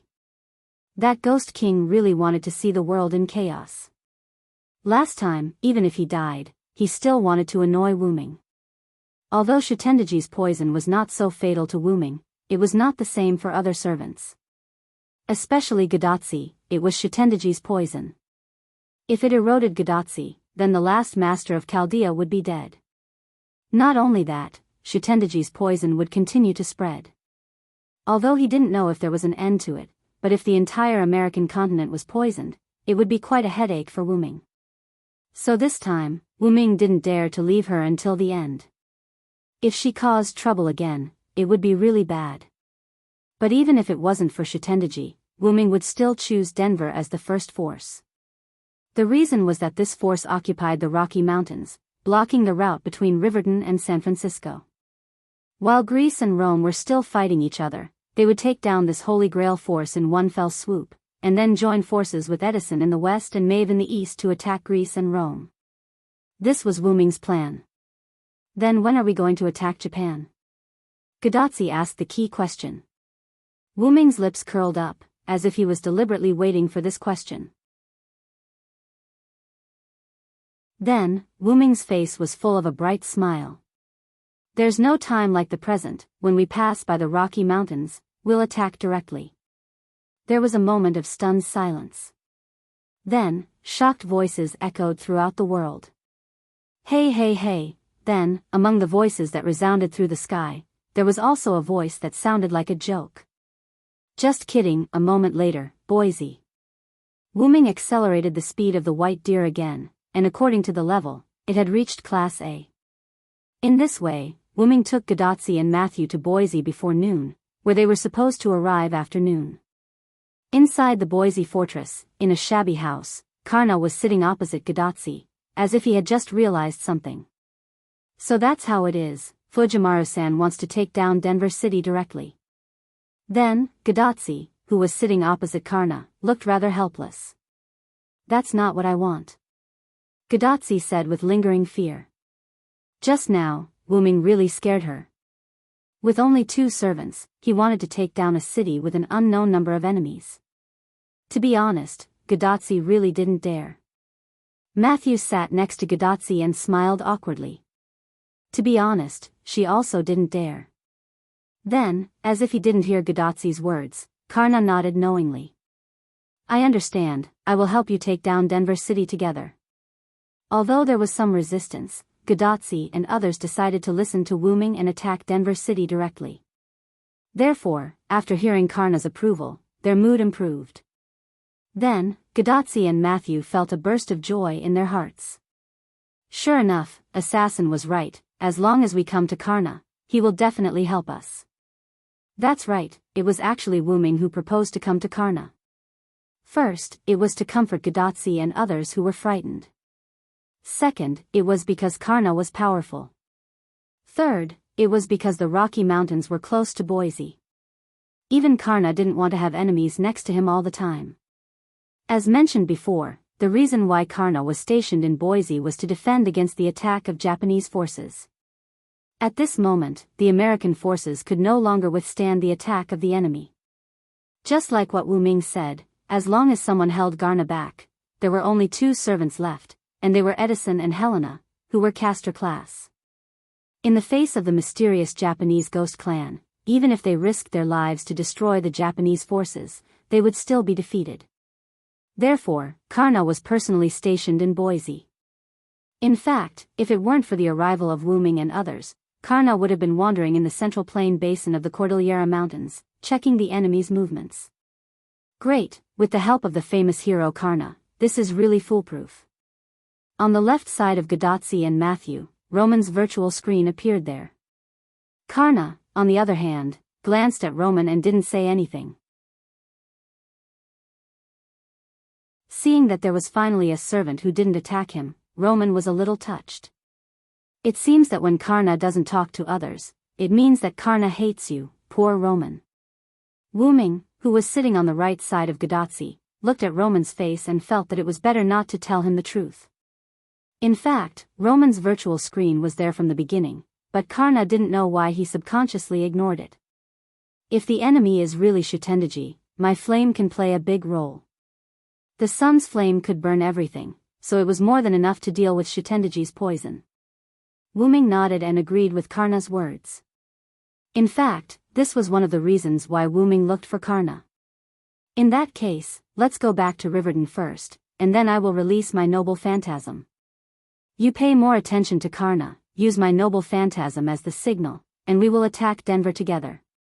Wu Ming's intention was simple. First, they had to find Karna, then Wu Ming and the other 2 would return to Riverton and gather people to attack Denver. With Wu Ming and Karna around, the poison around Denver would not be a problem. After all, other than Karna's flame, Wu Ming could also use the trinkets in his noble phantasm. No problem, as long as I sense your noble phantasm, I will definitely come, Karna said solemnly. In that case, let's not waste any more time. We'll go first. After a simple farewell, Gadotsi waved goodbye to Karna. Needless to say, Gadotsi was quite lively. Although Karna only nodded at Gadotsi's farewell, it was enough to see that Karna had a good impression of Gadotsi. I feel like I'm being hated again, as Roman complained helplessly and Gadotsi and Matthew comforted him. Wu Ming and the other 2 set off again. Then, Wu Ming's enemy's noble phantasm rode on his face. Tenki aim.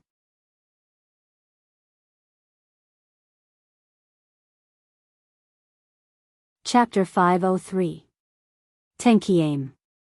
Hundreds of Japanese samurai swords rained down on White Deer, where Wu Ming and the other 2 were, and they launched a large-scale attack. This move reminded Wu Ming of Gilgamesh. Then, the place where the White Deer was attacked by hundreds of samurai swords exploded. Boom! The explosion was extremely violent. It seemed that the samurai swords came with the intention to kill.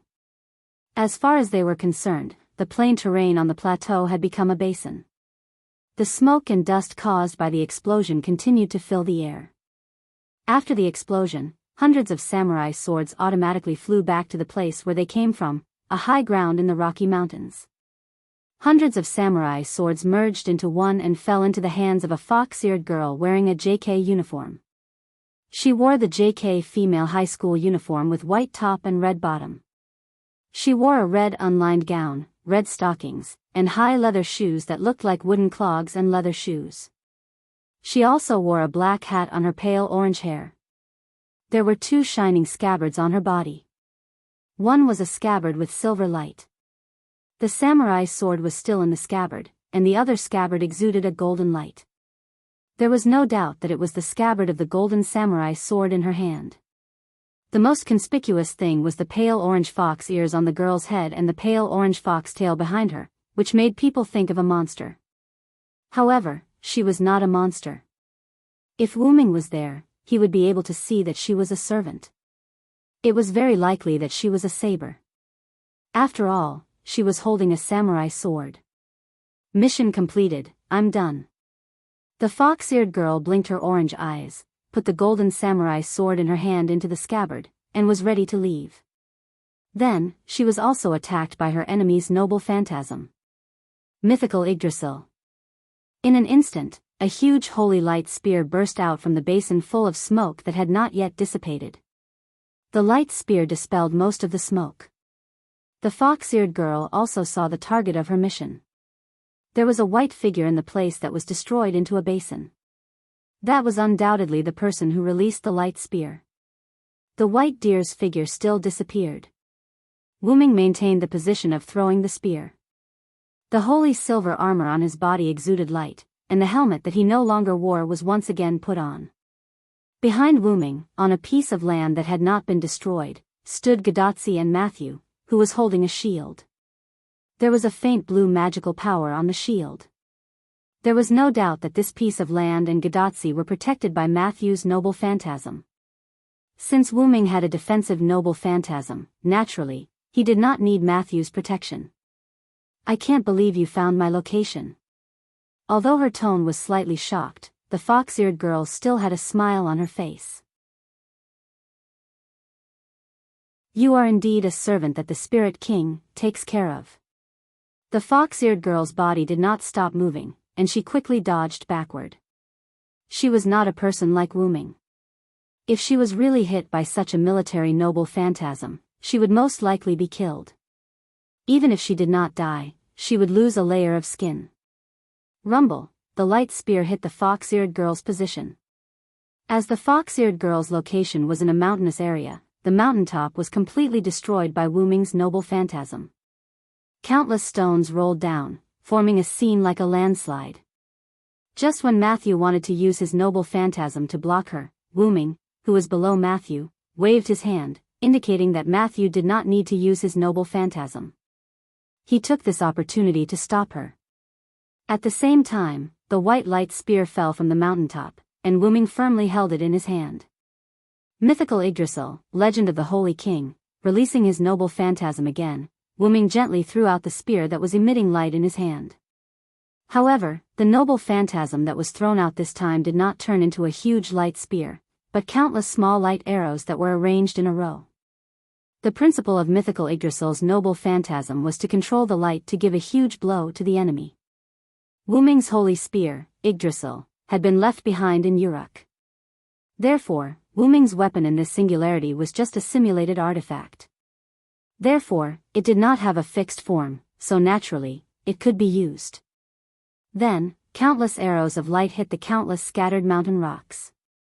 As if there was a chemical reaction, the rocks melted and dissipated into the air. It was dissolved by a high-heat substance called light. It was just a stone, so it was as easy as flipping one's hand to dissolve it with a noble relic. Then, the light arrows merged and turned into a holy spear that returned to Wu Ming's hand. Wu Ming looked deeply at the mountaintop that was missing a piece and frowned secretly. It doesn't look like it was hit. The fox-eared girl should not have left yet. Although the fox-eared girl was not close to Wu Ming still saw a shadow of the enemy servant through the Lune Rune. It was a fox-eared girl. Although Wu Ming was too far away, Wu Ming could not sense whether the fox-eared girl had left or not. His sixth sense told him that the person who launched the sneak attack was indeed not dead. He had to say that the opponent had a good plan. Because the distance was too far, Wu Ming could not sense the enemy servant around him. As long as there were servants, once they were close to each other, they would be able to sense each other. For Wu Ming, who had a strong mental strength, as long as the servant was not an assassin, it was basically impossible to rely on sneak attacks to get close to him. However, in this way, Wu Ming could not prepare in advance. Just like the fox-eared girl, releasing a noble phantasm from a long distance. Although the control precision of the noble phantasm would be reduced if it was too far away, it could directly hit the target through prediction and other various factors. It was like a sniper sniping the enemy from a long distance. There were many factors involved in successfully hitting the target, so ordinary people could not be snipers. From this, it could be seen that the fox-eared girl was quite intelligent. However, after Matthew defended the attack and protected Gadotsi, Wuming also found the enemy's position through reverse inference. Before the smoke dissipated, Wuming threw a noble phantasm. Wuming's strong vision also allowed him to see the enemy when the noble phantasm broke through the smoke. It was the fox-eared girl. Although the noble phantasm also hit the fox-eared girl's position, Wuming did not think that the fox-eared girl would not consider the unexpected situation of being attacked by the enemy's noble phantasm. But it doesn't matter. I have no reason to attack them. Now I have a reason. Wuming whispered to himself. Behind Wuming, Matthew quickly checked on Gadotsi's condition. "Senpai, are you okay?" Matthew was slightly excited and shouted. "I'm fine. Thanks to Matthew's protection, I'm not hurt at all." Gadotsi showed Matthew a big smile and then hugged Matthew, which made Matthew's face blush. "What's wrong? What's wrong? What happened?" Suddenly, Roman's figure appeared in front of them along with his words. A virtual screen appeared. "Ah! What's going on?" Roman seemed to be panicking. Due to the diffusion of the fox-eared girl's noble phantasm, the surrounding ground only sank by 1 or 2 meters. However, the place where Matthew and Gadotsi were standing was not hurt. As a result, Matthew and Gadotsi were standing on a 2-meter-high platform made of mud. Wuming was below the platform. He did not enter Matthew's protection at all. He completely resisted the attack and then released his noble phantasm to defeat the enemy. We were attacked by the Japanese forces.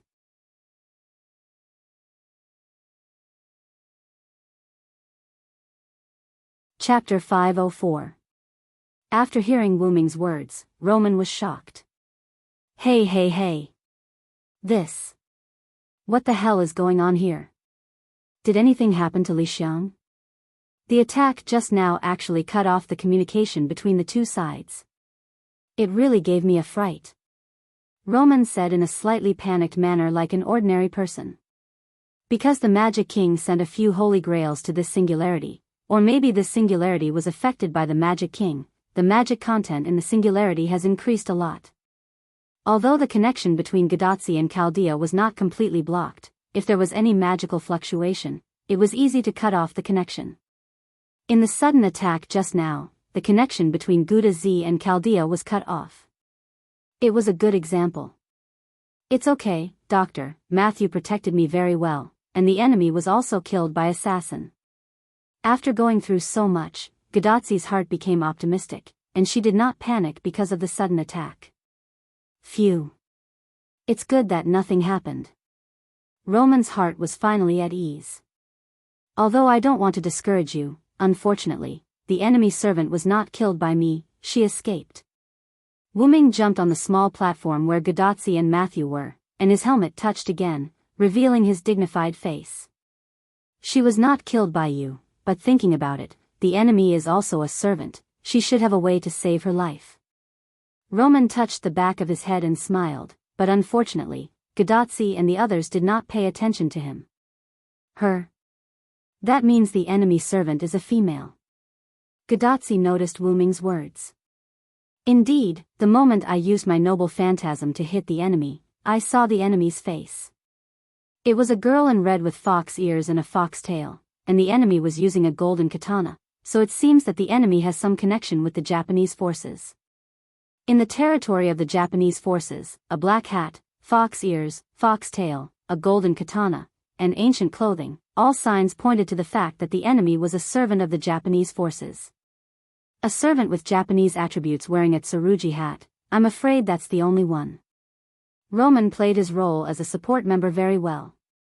"Hey, Doctor, do you know who the enemy is?" Matthew asked curiously.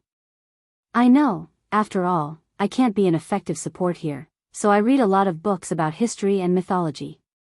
He touched the back of his head as if he was embarrassed. "Don't say that, Roman. You have to know that information is also very important." Wuming shook his head at Roman. Wuming knew the story of Maeve, King Arthur, and Gilgamesh, so he could participate in those places when he first came.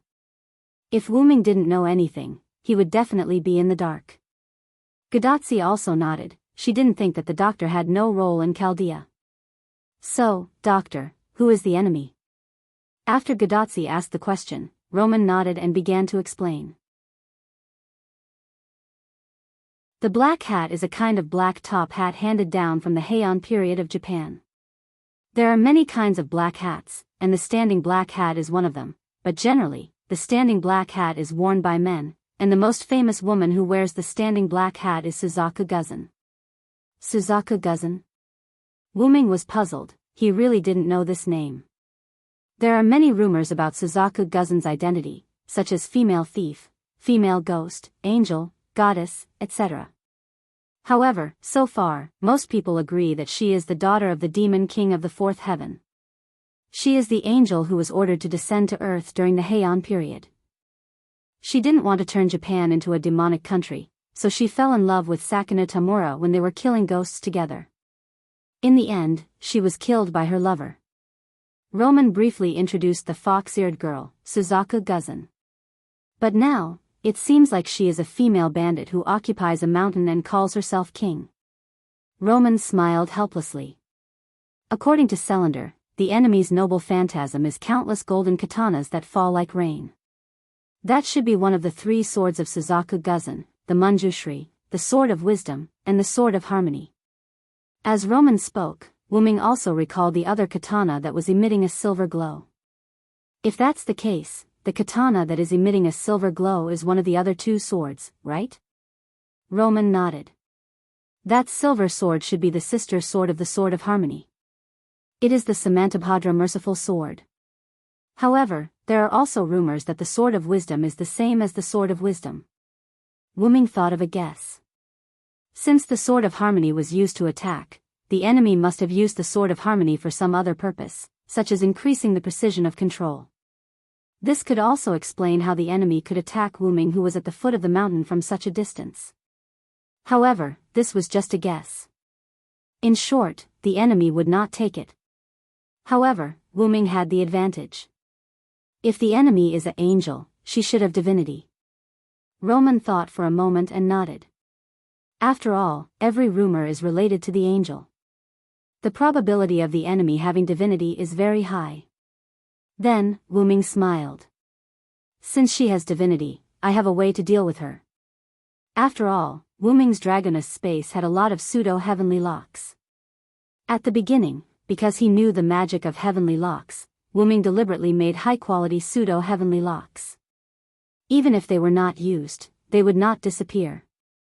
After using them, as long as they were injected with magic, these pseudo-heavenly locks would be renewed. Wu Ming prepared those pseudo-heavenly locks to deal with the followers with divinity. Since the enemy has already made a move against us, I'm afraid the road back to Riverdon will not be easy, so, Wu Ming paused for a moment, which made Gadotsi, Matthew, and Roman puzzled. So let's go straight in. Wu Ming smiled at Gadotsi and the others. Ah, screams resounded through the world. Good Lord, after going around in circles, they still ended up attacking the enemy's base.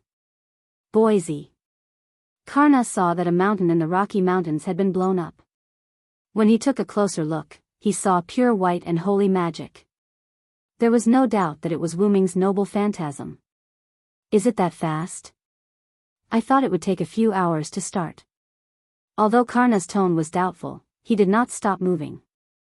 He held his golden spear, gave orders to the mechanical infantry in Boise City, and ran towards the location where Wu Ming released his noble phantasm. In any case, it was agreed that Karna would support them under the command of Wu Ming's noble phantasm. Hence, Karna left immediately. On the other side, Denver City. In a dark hall, behind a curtain without any means of lighting, a figure kept pouring wine and drinking wine. How did she know that it was wine? The fox-eared girl, or rather, Ling Lu Guzan, had already smelled a lot of wine when she walked to the door. It's really good wine. Ling Lu Guzan thought to herself.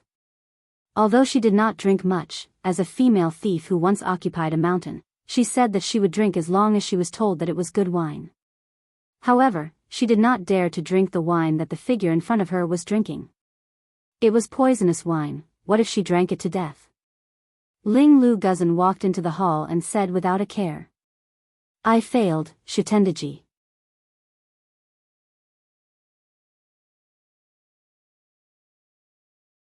Chapter 505. She didn't hesitate to call out the name of the figure behind the curtain. Her tone didn't have the slightest bit of respect. The other party was only able to make them submit temporarily because of the Holy Grail. They could still listen to normal orders, but if they encountered any orders that went against their will, they would naturally go back and fight back. I knew it would be like this. Shitendaji poured himself another bowl of wine and drank it slowly. On the other hand, Ling Lu Yuqian frowned slightly. She did not want to smell this kind of alcohol. It was like a slow-acting poison. If there's nothing else, I'll leave first. I was almost killed by a noble phantasm just now. If it weren't for Xiao Tong Lian's support, I wouldn't be able to survive the sudden attack. With the help of the Silver Wisdom Sword, Ling Lu was able to come up with a plan to retreat. She had also planned for the enemy to launch an attack on her relic. Go ahead, but I think the other party will come to us soon. Don't lose your life, Shitendaji laughed mischievously. There's no need for you to worry. With that, Ling Lu Imperial Qian left the hall. So it's you. No wonder you're the second person who cut off my head. You're extraordinary. Shitendaji poured the wine into his bowl, but this time, he didn't drink it. But, it's fate that we're able to meet again. Shitendaji poured the wine on the ground. The carpet on the ground wasn't soaked by the wine. Instead, it seemed to have blended into the air, creating a different feeling. I'm looking forward to it. On the other side, Wuming was close to Denver City. After killing all the ghosts and spirits, he looked at the approaching Denver City. As I expected, it's been a tough journey. Although that was what he said, Gadotsi and Matthew looked uncomfortable. I feel like if we don't cause trouble for them, they won't send ghosts to attack us. Senpai, I feel the same way. The ghosts we met along the way were all on the way to Denver City. We should return to Riverton first. Matthew and Gadotsi whispered to each other. You're too naive, Junior Matthew. It looks like the enemy is only ambushing us on the way to Denver, but in reality, if we continue to head towards Riverton, they will free up their forces to deal with us. This is an open trap, remember that. Wuming said with an expression that said, you're still too inexperienced. Yes. Senior Cylinder. Matthew will remember that. As a result, Mashu replied in high spirits. Although Cylinder is right, why do I feel that this reason is a little far-fetched? Roman's voice came from Gadotsi's wrist. Well. Assassin, don't give Matthew the wrong idea. Even Gadotsi felt that Assassin was a little unreliable. Sigh. Matthew looked confused. In any case, we're already here. I'm afraid the enemy won't let us go back so easily. Wuming did not deny that his statement was wrong. Looking at the ghosts that kept pouring out of Denver City, Wuming did not think that he could just leave after provoking the enemy. If only it was that easy. Besides, Karna should be here soon. Let's take down Denver in one go. At this point, whether it was Gadotsi, Matthew, or Roman, no one could refute Wuming. Phew. That's the only way. Roman sighed and said helplessly. In this situation, retreating would make it easier for the enemy to sneak up on them from behind. I have to say, you guys still underestimate the power of a top-tier servant. Wuming smiled faintly, attracting the attention of Gadotsi and the others. A top-tier servant is similar to a champion. What's more, the spiritual base of this body is strengthened by the Holy Grail and my own body. It can be said that Matthew and I alone are enough to take down Denver City. Of course, that's only if the other party's servants are known to us. After all, as long as it was a servant, they should not be underestimated. Every servant had a noble phantasm, and the noble phantasm was the key to victory from defeat. As long as it's not an exceptional servant, then the only thing we need to pay attention to in Denver City is Shitendaji. Roman also looked serious after hearing Wu Ming's words. Cylinder is right, Tachika. Although your body has a slight resistance to poison, this time you are facing Shitendaji's divine wine. It's better to be safe than sorry. For ordinary people, just smelling Shitendaji's poisonous wine will kill them directly. Roman said so much to be on the safe side. Tachika and Matthew should stay here. Wu Ming said. Huh. It's too dangerous to let assassin go alone. Gadotsi was obviously not at ease. After all, it was Gadotzi's kindness. Wu Ming couldn't refuse again, so he smiled and promised again. Didn't I say that I'm a top-tier servant, and even if there is an emergency, I still know how to run, so don't worry.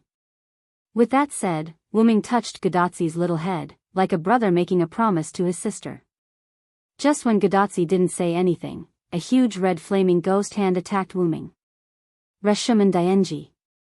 Wu Ming's face froze, and he immediately put on his helmet, then rushed toward the huge ghost hand with the holy lance in his hand. Mythical Yggdrasil. Once again, Wu Ming activated his noble phantasm, and the light lance in his hand became huge. However, Wu Ming didn't throw it away.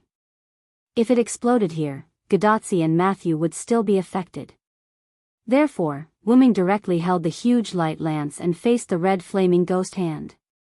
Rumble, Wu Ming pushed the ghost hand all the way to a distance of 100 meters away from Gadotzi and threw the light lance in his hand. By the way, the huge flaming ghost hand that was blocked by the light lance was also thrown directly, and there was a huge explosion in front of Denver City. Wu Ming stretched out his hand, and the holy lance returned to Wu Ming's hand. It's you, Ibaraki Kido? Wu Ming asked. After all, there were too many hints. It was related to Shitendaji, ghosts, Japanese monsters, Rashomon, plus he had met Ibaraki Kido in Uruk before.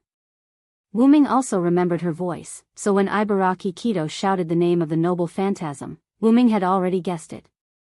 After Wu Ming asked, a female ghost dressed in yellow clothes with 2 horns on her forehead jumped out from an unknown place. Her entire body was covered in flames and she had 2 horns on her forehead. Humph. Ibaraki Kido, will protect Shitendaji's Devil's Kingdom. Don't even think about breaking my home and Shitendaji's. Ibaraki Kido didn't seem to know Wu Ming at all. It seemed that this Ibaraki Kido had no connection with the Uruk's defector, but that was normal. How could he meet a servant with the memory of him and Wu Ming? Wu Ming was not lucky, so how could it be so easy to hit the jackpot? I didn't deal with you in Uruk with the thought of less trouble. It seems that I have a chance today. After that, without waiting for Ibaraki Kido's reply, he directly went up and communicated with the other party with the holy lance. Wah! You bastard, you haven't started yet.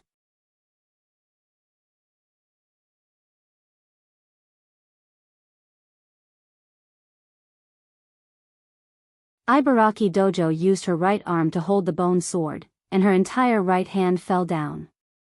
As if she could control it, Ibaraki Dojo's right hand flew around Ibaraki Dojo. Was it Ibaraki Dojo's demonic hand that was cut off? Wu Ming Dojo's eyes narrowed, and Ibaraki Dojo finally had some free time. You didn't expect it, right? Since my right hand was cut off, although I took it back, it still couldn't connect with my right arm. Instead, it became my noble phantasm. Ibaraki Dojo looked at Wu Ming Dojo in front of her proudly. Take this. Reshuman Dienji. The demonic hand that was floating around Ibaraki Dojo turned into a huge flaming demonic hand as Ibaraki Dojo's noble phantasm was released. Wu Ming felt a sense of danger from the demonic hand that was wrapped around the demonic hand. It was as if his noble armor was nothing and could hurt him at any time. However, even without the armor, Wu Ming Dojo wasn't weak. Therefore, he didn't do anything else and continued to suppress Ibaraki Dojo. Then, when the huge demonic hand grabbed Wu Ming shouted calmly. Karna. Huh? Ibaraki Dojo looked at Wu Ming Dojo in confusion, not understanding what he meant. Brahmastra, Brahma, cover the earth. A laser-like golden heat ray shot from afar and hit Ibaraki Dojo from below Wuming Dojo's arm. Ah dash! Ibaraki Dojo spat out a mouthful of blood from his mouth. The blood that spilled on the ground was filled with heat and started to burn. Bang dash! Wuming Dojo's magical power surged as he slapped Ibaraki Dojo away. Damn it, this is the breath of the sun. Ibaraki Dojo felt the scorching breath that was still in his body and spoke with difficulty. This scorching heat continued to burn Ibaraki boy's body, making him suffer unspeakably. Just when Wuming Dojo was about to kill Ibaraki Dojo, a piece of talisman paper flew between Ibaraki Dojo and Wuming Dojo. Boom dash, the talisman paper turned into a flame that soared into the sky. However, from Wuming Dojo's point of view, it was just a flame barrier. Its purpose was naturally to buy time for Ibaraki Dojo, who was behind the flame barrier. Wuming Dojo swept out with his holy lance that contained powerful magical power, and the flame barrier was instantly broken. Where Ibaraki Dojo was originally, there was only a small pool of blood that had begun to burn. I forgot that Ibaraki Dojo had escaped from the 4 heavenly kings of Laiguang. I'm afraid that has become a skill or a noble phantasm. Giving up chasing Ibaraki Dojo, Wuming Dojo turned around and returned. When he came to Matthew and Gadatsi, Wuming Dojo saw the person he had just called out. You came quite quickly, Karna. At this moment, a white-haired man in golden armor was standing beside Gadatsi and Matthew. The flame in his right eye had not subsided yet. It was Karna. I came with all my strength after seeing your noble phantasm. It was just a coincidence. Karna shook his head modestly, and the flame in his right eye swayed as he shook his head. It was quite interesting. Furthermore, it was quite clear that the Brahmastra had been launched from Karna's eyes. Karna really scared me when he came over just now. By the way, assassin, are you alright? Weren't you hurt by Karna? Gadatsi looked at Wuming Dojo worriedly. At this moment, Wuming Dojo's body was smoking. The smoke was coming out from the gaps in his armor, and it looked like he was being cooked. Don't worry. Because Sodric was too close to the enemy, I didn't use a noble phantasm with a wide range of damage, Karna explained. Karna defended himself. He understood this point, and didn't use Brahmastra Kundala or anything like that. He couldn't use Sun Wheel, Vaishnavi Shakti, which could only be used when he stripped the golden armor. After all, the golden armor was still on Karna. The heat on my body was caused by Ibaraki Dojo's noble phantasm. I don't know why, but her ghost claw directly ignored my defense. I was injured, but it's not a big deal. As he spoke, Wuming took out a few bottles of healing potions from the golden ripples that he had already activated. Wuming took off his helmet, revealing his slightly red cheeks. Now, some parts of his body were already cooked. After all, it was as if he was defenseless against an anti-army noble artifact that contained the karmic primordial fire. Even Hercules would lose his life if he was here. It was all thanks to Wuming's B++ durability that he was able to survive. Then, Wuming drank the healing potion under everyone's gaze. The white smoke on his body disappeared, and his complexion returned to normal. After all, they had seen potions like this in Winterwood City, so Gadatsi and Matthew didn't look surprised. Since Karna is here, let's take Denver directly.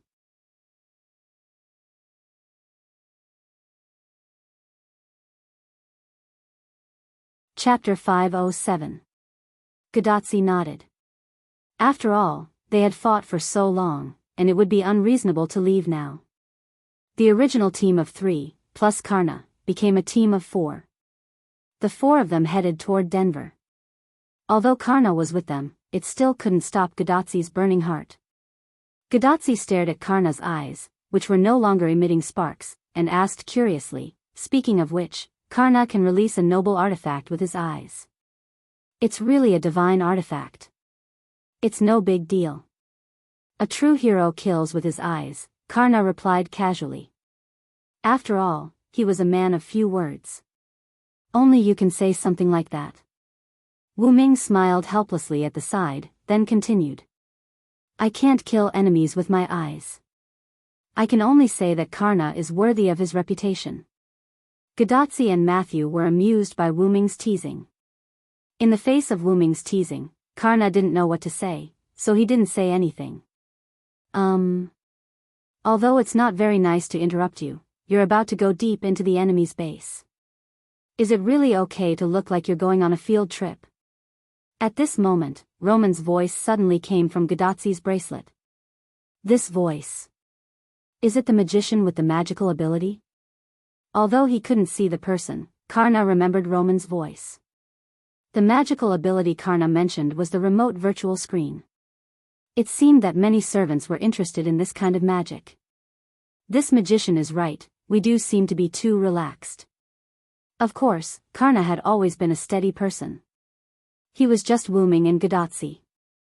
Mashu also had a dignified look on her face, so she wasn't any worse than Karna. Senpai, I think the doctor is right. We really do look a little relaxed. Matthew whispered. You're right. Ahahaha. Gadotsi smiled awkwardly. However, Wu Ming shook his head. The fact that Tachika doesn't have any psychological pressure is the best support for us, so it's not wrong to relax a little. Even though Gadotsi basically didn't have the ability to provide support, plus, we look very relaxed, but haven't you noticed that the ghosts that were supposed to be attacking us are all gone? After repelling Ibaraki Boy, there were no more ghosts that came to attack Wu Ming's group. It seems that they don't think it's going to work no matter how many ghosts they send, Karna analyzed. However, compared to them not coming down to die, I'm more inclined to believe that those ghosts have all disappeared. Why do you say that? Gadotsi questioned Wu Ming's words. Yes, it's time for the genius. Suddenly, a Mona Lisa appeared beside Wu Ming and the others. Wu Ming had seen Da Vinci before, but Karna hadn't. Therefore, he was quite interested in this newcomer. Karna narrowed his eyes. He could feel that this was a servant. Da Vinci's servant? Matthew said with some confusion. Yes, it's the genius, Matthew. Roman went to the toilet. Da Vinci looked at Matthew with a smile, then began to explain. Although it's strange, the detector on my side has clearly detected that something is amiss ahead. The ahead mentioned by Da Vinci was a place like a cliff in front of them. Da Vinci's servant, but there's nothing in front? Gadotsi was also very puzzled. I forgot to mention this, Matthew. We can say that we have arrived in Denver. With that, Wu Ming walked toward the cliff. Gadotsi and the others also followed. The place where Gadotsi was located was not a cliff, but rather a flat area at the bottom of the mountain. Of course, even so, its average altitude was still 1,600 meters above sea level. A huge fortress similar to a Japanese-style ancient city is located below. That is the city of Denver. It can be said that the city of Denver is at the foot of the Rocky Mountains. I was a little worried about what to do if there was a mudslide or something. After the improvement of the genius, Chaldea's instrument has adapted to the high magic density environment. There should have been a lot of life in front of us, but after you defeated Ibaraki Boy, all those lives disappeared. Although Chaldea's instrument is used to detect magic, the magic in this world is transformed by life, so it can also detect magic. Anyway, whether they were killed or used as sacrifices, most of the ghosts in the strange city of Denver have disappeared. That is to say, the remaining magic waves belong to the servants, right? Wu Ming asked. That's right. This is a battle between heroes without their servants. Anyway, only you and Karna can participate in the battle. Matthew still has to protect Tachika. So, that's it. I still have to continue improving the instrument here. Good luck, Tachika. After that, Da Vinci cut off the communication. As expected of Da Vinci's kin. As always, he feels reliable. Gadotsi smiled awkwardly. Obviously, reliable was a derogatory term. Don't worry. I think she probably thinks that Karna and I are here, so Da Vinci can rest assured that we will protect you. You should know that both Karna and I are not simple people, Wu Ming comforted. Let me say something first. Karna raised his hand. I don't have the ability to protect others. This armor is the only thing that can protect others. However, because Sodric and I are the only combatants here, I can't easily hand over the armor to you. After all, if Karna had given his armor to Gadotsi, then he would have been much weaker than Gadotsi. After all, not only did he have to release the fatal sun wheel, but he also had to give up the golden armor to Vasvi Shakti. Without the golden armor, Karna would no longer be the invincible Karna he used to be. At that time, he would have to be like an ordinary warrior and not let himself get hurt easily. Because without the golden armor, Karna was neither invincible nor able to recover from his injuries, nor could he use the essence of the sun to heal the foreign objects in his body, so he was much weaker. You don't have to worry about that at all. Matthew is very reliable, Gadotsi said to Karna with a smile. As she spoke, she gave Matthew a thumbs up, which made Matthew's face instantly turn red. However, Matthew did not hesitate to protect Gadotsi. I won't let any senior come to any harm. Looking at Matthew's determined and powerful eyes, both Wuming and Karna smiled with relief. It's your blessing to have such a servant, master. Karna chuckled. The praise made Matthew's face turn red again, and Gadotsi looked at Matthew happily. Because Matthew is my lovely junior, Gadotsi hugged Matthew as she spoke. Senpai. Wait a minute. Mashu, who was being held, could only struggle weakly. In that case, I'll lead the way first. Wuming nodded to Karna, Gadotsi, and Matthew, then stood at the side of the mountain. Mythical Yggdrasil.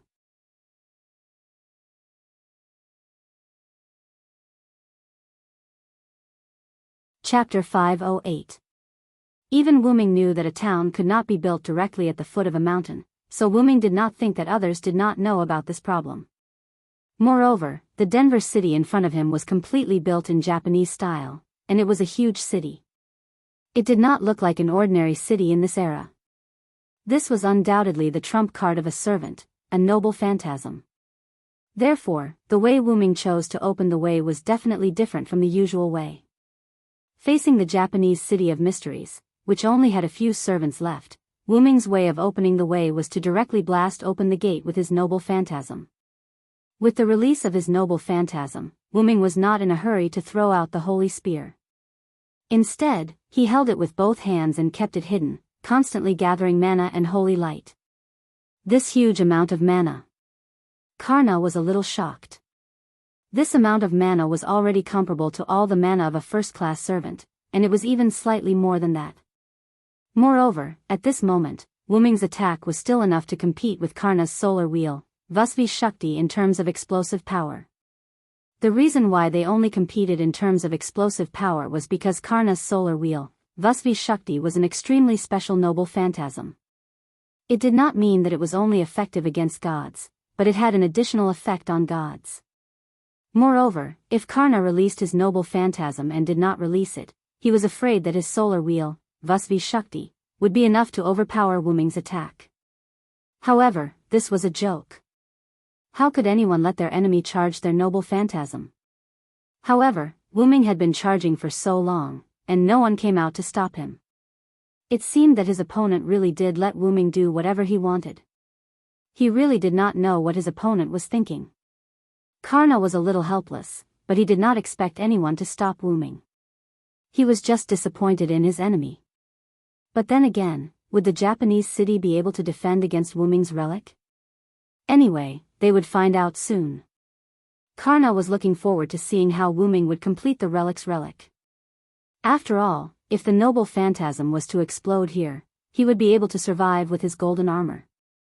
However, Matthew would not be able to protect Gadotsi, as he would not be able to activate his noble phantasm in time. Gadotsi would definitely be blown to smithereens. Just as Karna was about to take off his golden armor and put it on Gadotsi, Wuming finally moved. Wuming raised the shrunken version of the holy spear in his hand, which was white on the outside and black on the inside, in front of him. This was the effect of the holy spear being compressed to the extreme. It was so white that it was black, and it had shrunk to the extreme. The reason why he did not throw it on his shoulder like a javelin was that Wu Ming was not sure that he could control the holy spear that was about to explode in his hand. Therefore, Wu Ming put the holy spear in front of his chest as if he was holding a ceremony. Then, Wu Ming recited the oath.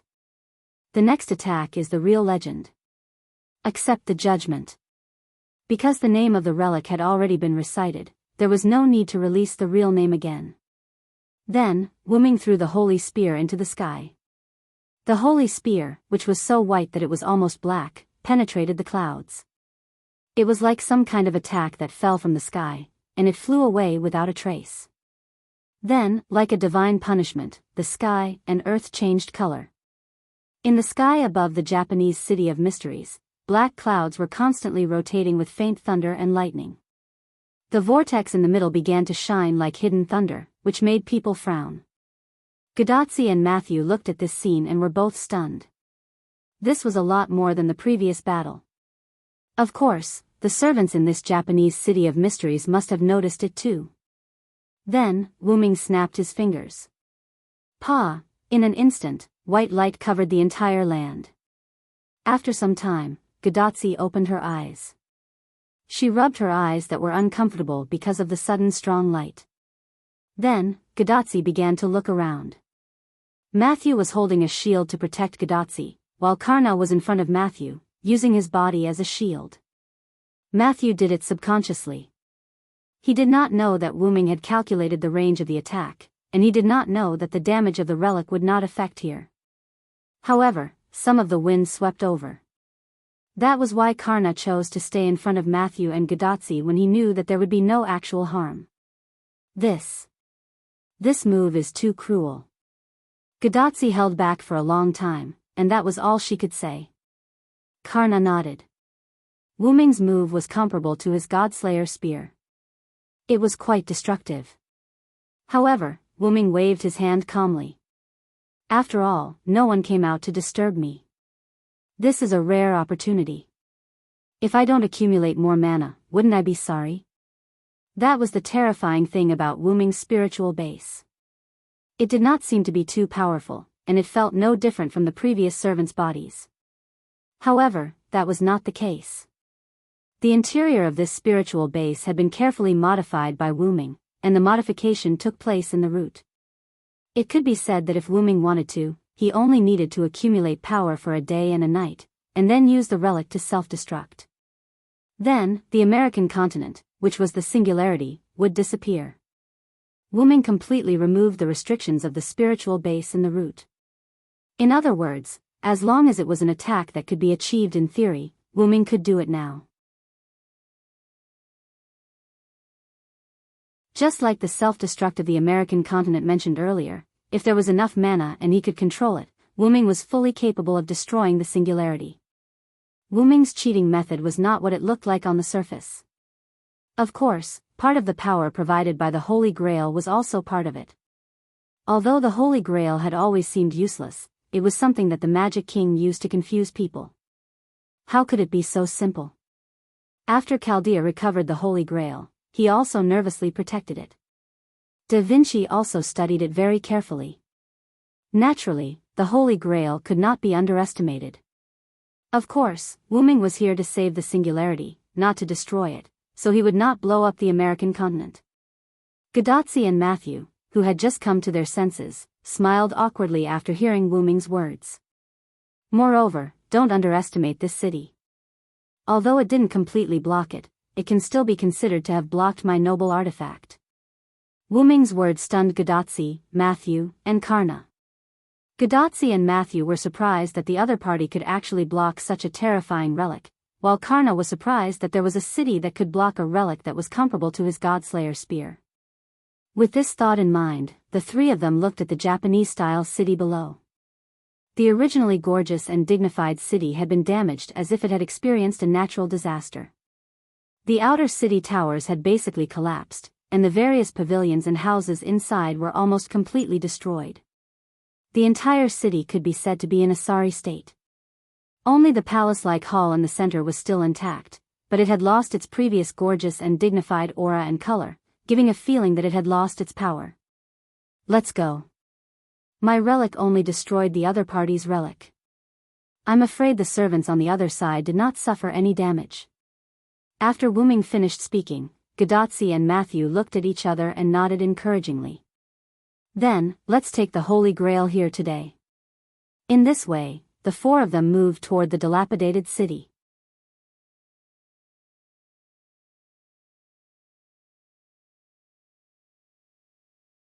Chapter 509. Because the distance was very close, the four of them only took a few minutes to reach the gate of the city.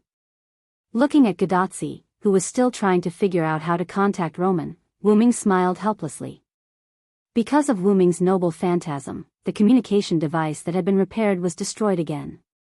Because Da Vinci modified the communication device to adapt to the situation of high magic concentration, Wu Ming directly used super magic explosion on her and directly cut off the communication system. It was estimated that if they wanted to contact each other again, Da Vinci would have to further modify the device, at least to adapt it to the magic concentration of Kenzaki's atmosphere. No longer paying attention to Gadotsi, Wu Ming looked at the half-destroyed door and said thoughtfully. To be able to do this, I'm afraid the other party used the Holy Grail. Karna nodded after seeing the situation. I'm afraid that's the case, otherwise, I really can't think of any defense that can block such a catastrophic attack. However, Wu Ming smiled slightly. He really did know of a noble phantasm that could defend against any kind of damage. King Arthur's scabbard, Avalon. As someone who was familiar with the story of King Arthur and had accompanied King Arthur for half of his life, Wu Ming naturally understood the power of Avalon. True name Liberation could produce an unparalleled defensive barrier that was like a layer of scales, and even the good separation sword might not be able to break it. And Avalon could also make the wearer never get hurt, and it was in a semi-invincible state. Wu Ming knew that Avalon would be accidentally lost, but because Wu Ming thought that Artoria needed Avalon more, he had always asked Artoria to carry it with her. Anyway, Avalon was not lost until Wu Ming left by himself, but from the ending, Avalon was still lost. Perhaps this was the will of the heavens. Damn it. If it weren't for the fact that Wu Ming had played his part, being a knight, how could Morgan Le Fay have been tricked by him? In a direct confrontation, Morgan Le Fay wouldn't have been able to defeat Wu Ming. Moreover, if Wu Ming's main body had appeared at that time, he would have been able to crush Morgan Le Fay with his little finger. Moreover, he wouldn't have needed any reason to do so. After all, if you provoked the Origin Dragon, would it need a reason to crush you? Of course not. The more Wu Ming thought about it, the angrier he got. He quickly took a deep breath and stopped thinking about it. Phew, Karna looked at Wu Ming in confusion, but didn't say anything. Ahem. Let's go in. Wu Ming coughed and walked toward the door. As soon as they entered the city gate, Wu Ming realized that something was wrong. He immediately waved for Gadotsi to stop. The air here is highly toxic. Then, he immediately covered himself with magic power.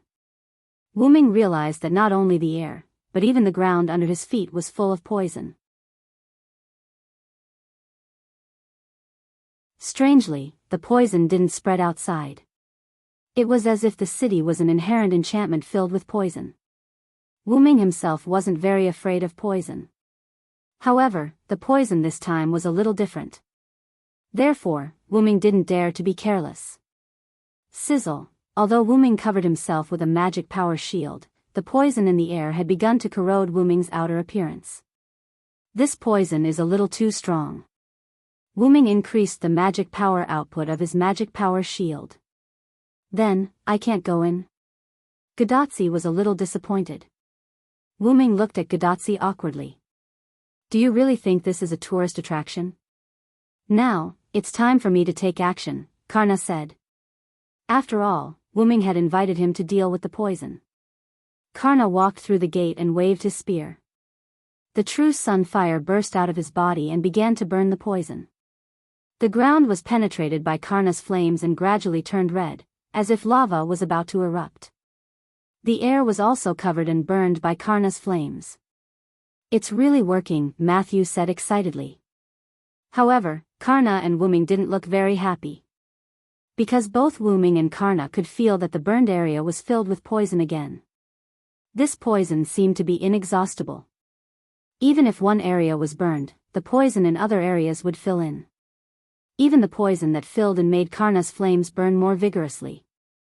Smelling the intoxicating smell in the air, Wuming said without hesitation.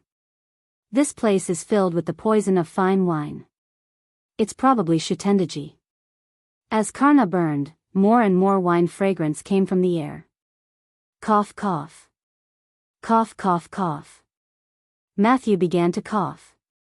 Matthew, are you okay? Gadotsi looked at Matthew worriedly. Matthew's face was purple. There was no doubt that he was poisoned. Wuming took out a bottle of potion from his golden ripple and threw it into Gadotsi's hand. It seems that Shutendaji's poison has begun to spread. Matthew is poisoned. This is the antidote. Give it to Matthew. After hearing Wuming's words, Gadotsi hurriedly uncorked the potion bottle and carefully helped Matthew drink the potion. After drinking the potion, Matthew's complexion immediately improved. It had to be said that the game's products were all excellent. Detoxification was like a rule. Because of the characteristics of the antidote, Matthew was no longer poisoned. Thank you very much, Senpai Celander. Matthew thanked Wuming. Hearing such solemn words, Wuming seemed to see Galahad. Compared to Celander, I prefer you to call me by my other name. Matthew looked at Wuming in confusion. I'm kidding. Matthew, just be Matthew. The rest is just a matter of people abandoned by time. Don't worry about it. To be honest, if Matthew really copied Galahad's words, Wuming would not be very happy. After all, being himself was the most important thing. Then, without waiting for Matthew to respond to Wuming's words, Wuming took out a few bottles of potions from his golden ripples and threw them to Matthew and Gadotsi. Tachika, you and Matthew take these bottles of antidote and immediately return to the place where we were just now. The poison here will spread soon. It's not safe. Leave it to me and Karna, Wuming said solemnly. Okay, I got it. Gadotsi also answered Wuming seriously. She also knew the seriousness of the matter. Just the spread of the poison was enough to poison Matthew. She was afraid that it would be very dangerous inside. As a qualified master, Gadotsi made a gesture of complete trust in his servant. Then, I'll leave it to you. Celander, Karna, I need you to tell me the story of what will happen here. Gadotsi smiled at the two people who were already standing in the poison area. No problem. Understood, Master. Wuming and Karna said without hesitation. Then, Gadotsi and Matthew, who had recovered, began to run away from the poison area. Wuming looked at Gadotsi's figure and touched his chin thoughtfully. It seemed that Tachika's poison resistance was not that simple. In this case, he did not have to worry about her safety. As for Matthew, he would be fine with a few bottles of antidote. Relieved, Wuming looked at Karna. How is it? You should be fine, right? Karna seemed to be verifying something, and flames burst out of his body. Although I can't completely burn these poisons, they can't hurt me either. The son of the sun god was not just for show. Then let's go and find out the truth of all this.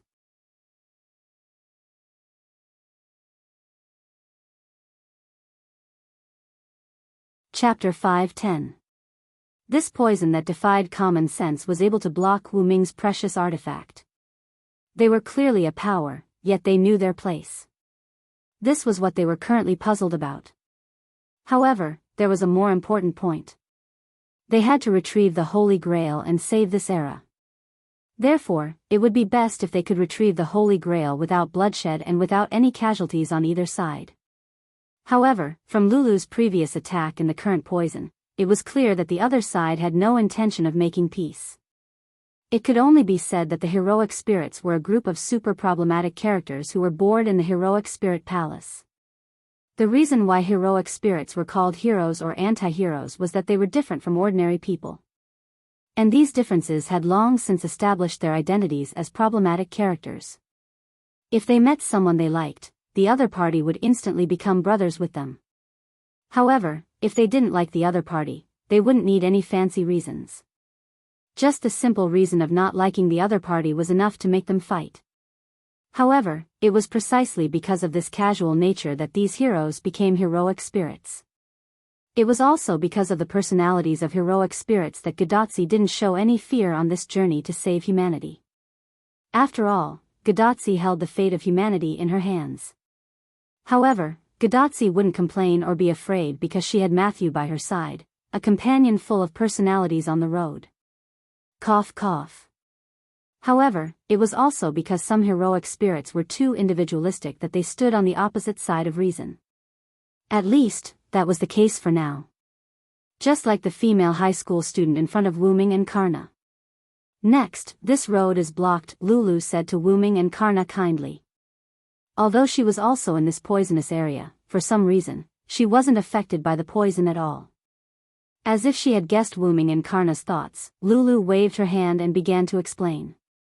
Of course, Shutendaji's poison is very strong, and it doesn't differentiate between friend and foe. I am also affected here. Of course, Wuming really didn't want to know. Then, Lulu's body slightly emitted a trace of magic, and a faint golden light attached to her body. It's all thanks to the Holy Grail, Wuming could more or less guess what was going on. After coming into contact with the Holy Grail, he had temporarily gained immunity to Shutendaji's poison. Okay, then I'll leave this holy maiden, who also has divinity like you, to you, Karna. After Karna nodded, Wuming changed direction and continued to walk toward the central hall. No, wait a minute. Why did you leave just like that? Ling Lu Guzan felt helpless when he saw Wuming leave without paying attention to him.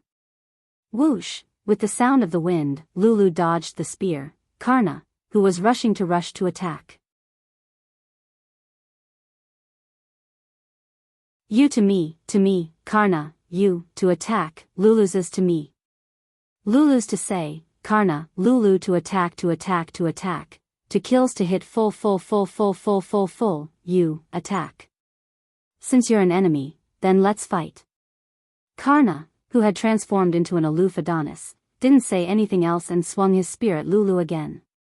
Bang! A samurai sword emitting a golden and silver glow blocked Karna's spear. Lulu took out the Samantabhadra wisdom sword from somewhere and blocked Karna's attack. Since the Samantabhadra had already appeared, the Samantabhadra naturally appeared as well.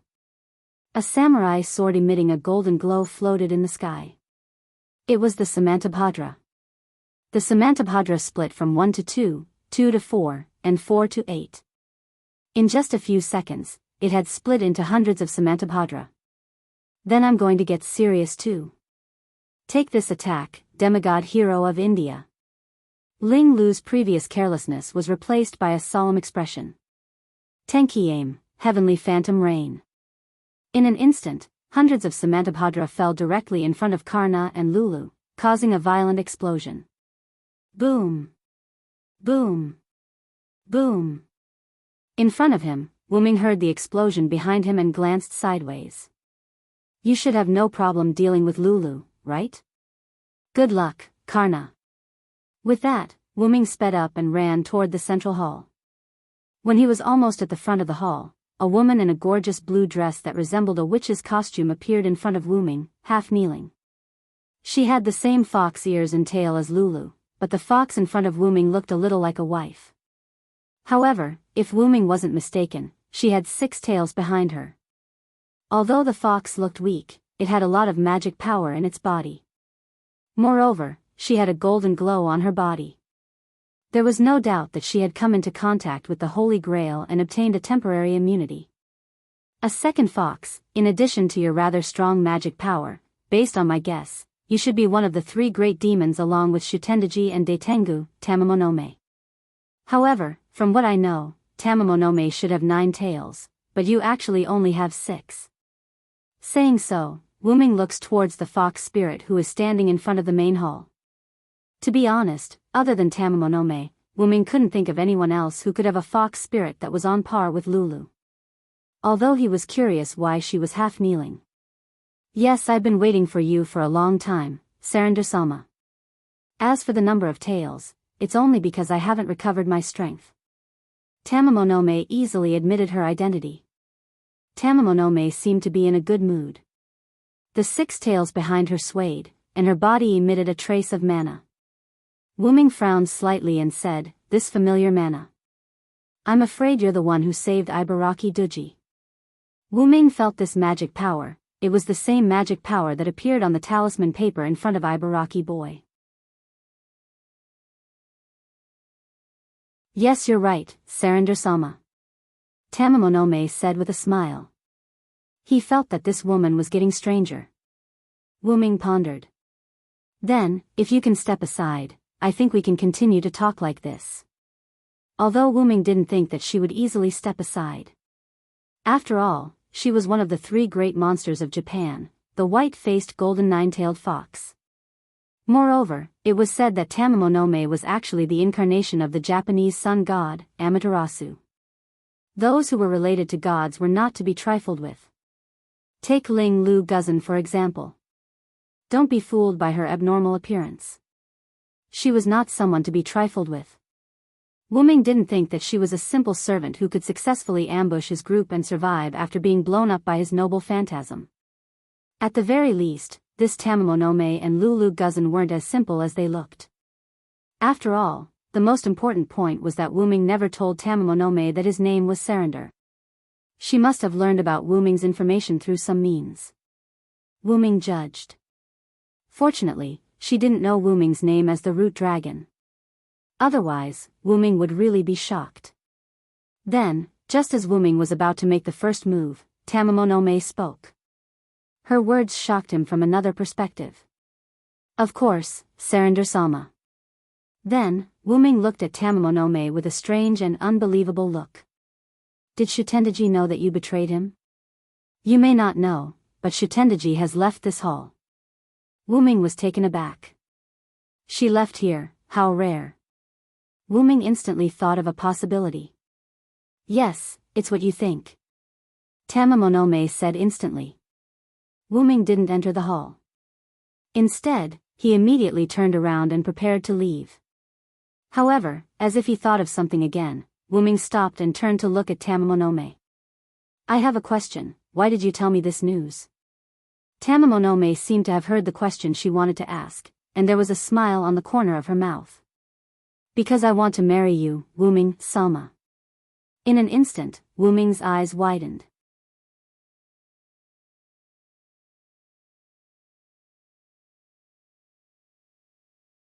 Chapter 5:11. Wuming's eyes widened, showing that his heart was not calm. After Wuming finished releasing his noble phantasm, the sky had become cloudless. Wuming's eyes sharpened as he was drenched in the sudden rain of the sun. Wuming suddenly appeared in front of Tamamonome. Wuming stretched out his hand and directly grabbed Tamamonome's white neck. However, the magical power attached to Wuming's hand that was holding Tamamonome's neck showed that Wuming was not joking. Even if she was a servant, she would not be able to survive if her neck was broken. "How did you know this name?" Wuming's tone had a hint of murderous intent. That's right, Wuming was not surprised that she wanted to marry him, although he was a little bit concerned about it.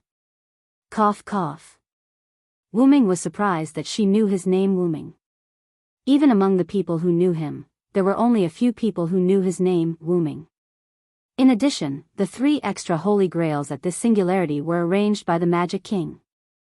Wuming had to guess whether Tamamonome knew his name because of the Magic King. Or perhaps, Tamamonome was simply a thug sent by the Magic King to deal with Wuming. At this moment, Wuming's mental power was completely released, and the range of thousands of meters had entered Wuming's perception range. Wuming's mental power was not only used to detect whether there were other enemies or traps around, but also to see if he had fallen into his opponent's illusion. Although Wuming could be said to be immune to illusion, Wuming was only immune to his own illusion.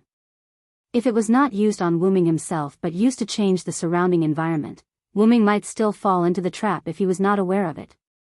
To make a simple analogy, if you put an illusion on a stone, in theory, let the stone think that it was a flower, then the stone would think that it was a flower, and then with the help of magical power, it would make people see that there was a flower in the original position of the stone. It was similar to a simple magic trick. However, now that Wuming had completely released his mental power, he did not have to worry. the other party did not play any tricks. I learned about your identity through touching the Holy Grail, Wuming, Salma. Tamamonome did not care about Wuming strangling her neck, as if she trusted Wuming and smiled. Holy Grail? Hearing Tamamonome's words, Wuming thought of such an example, but the other party did not come into contact with the Holy Grail, but with him. Back in Winterwood City, Stheno, the eldest of the 3 Gorgon goddesses, obediently submitted to Wuming because she came into contact with Wuming and learned of his identity. Strictly speaking, Stheno had the divinity of the Earth Mother, and Tamamonome also had an extremely close relationship with Amaterasu Amikami. If Tamamonome learned of Wuming's identity because she came into contact with the Holy Grail, it would not be unreasonable. Compared to Stheno, who came into contact with him and learned of his information, Wuming felt that it was more reasonable for Tamamonome to learn of his information because she came into contact with the Holy Grail. Although Wuming didn't have the same knowledge as Karna, he also monitored Tamamonome's every move, including a series of details such as breathing, every hair moved by the wind, and so on. In addition, Wuming found that there was indeed no other servant-level magic power in this hall except for the servant-level magic power in front of him. There was no doubt that Tamamonome did not lie. Wuming slowly loosened his hand holding Tamamonome's neck and looked at Tamamonome deeply. I still can't completely believe you. If you want to prove yourself, then you have to stay here. If I find you elsewhere, I will immediately regard you as an enemy and kill you at all costs. How about it? After all, if the other party lied, then it was most likely the Magic King's trick. In that case, it was a risk to let Tamamonome stay here for a second. That was why Wuming said that he would kill Tamamonome at all costs. After hearing Wuming's words, Tamamonome nodded happily. There was no doubt that Tamamonome agreed. No problem, I will wait here for my husband to come back and pick me up. I wish my husband good luck. With that, Tamamonome bent her upper body, folded her hands, and lay on the ground like a Japanese woman saluting her husband. Facing Tamamonome calling him husband, Wuming frowned. This is only the first time we've met. You've only learned about me from the Holy Grail, and you've already taken the liberty to say that you want to marry me. I will definitely reject such shallow love. Don't call me husband anymore. Marriage without love is meaningless in Wuming's view. Wuming is not a man who can't walk away when he sees a beautiful woman, and he won't readily agree just because the other party is throwing herself at him. After all, Wuming still has a few love debts, how can he add one more? Yes, I understand, Selen Salma. This time, Wuming nodded with satisfaction. She didn't call him Wuming, but Selen Salma. This means that she is a smart person. Wuming likes to deal with smart people. Then, you can stay here. You didn't lie, I will come back and thank you. With that, Wuming immediately turned and left. I wish you good luck. After Wuming's figure disappeared, Tamamonome smiled again. He such an excellent husband will be taken away by others if I don't hurry. I am the Tamamonome who wants to be a virtuous wife and I have already given you a greeting gift, my husband. Although she said that, Tamamonome's eyes were a bit scary. Unfortunately, Wuming had already left and didn't see this scene.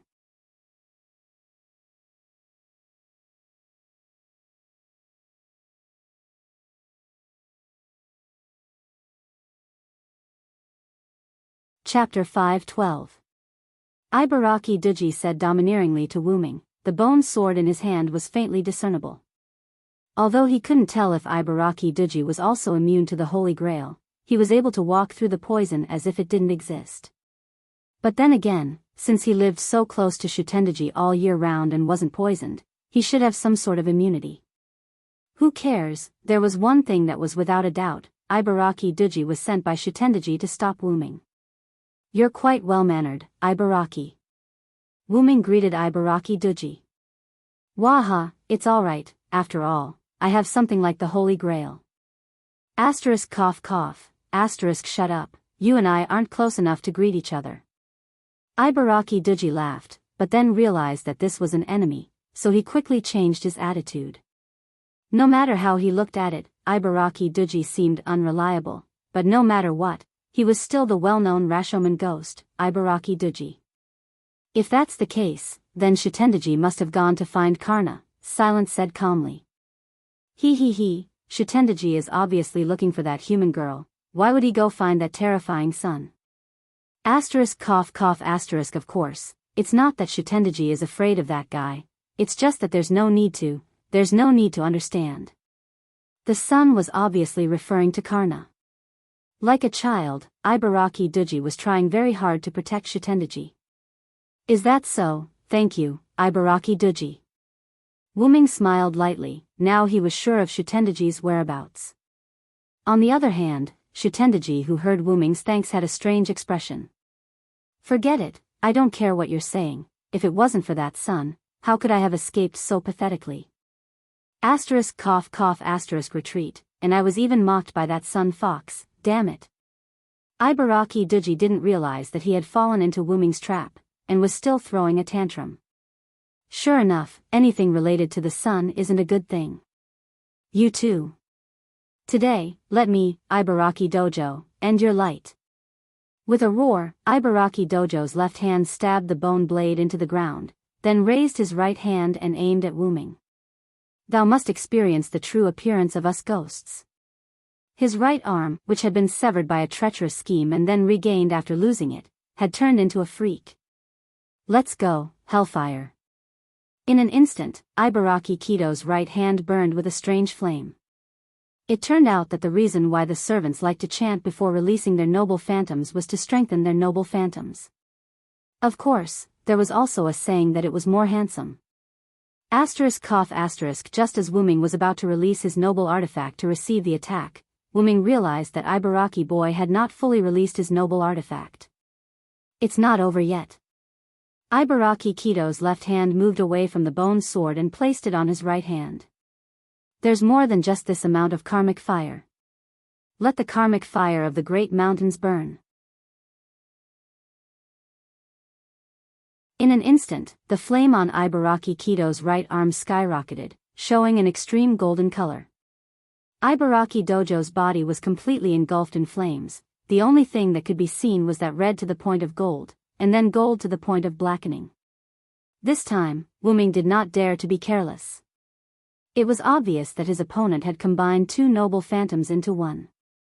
Moreover, in Wuming's perception, Wuming clearly noticed that Ibaraki Kido's spiritual base was gradually collapsing. There was no doubt that this was the last noble phantoms of the fused life.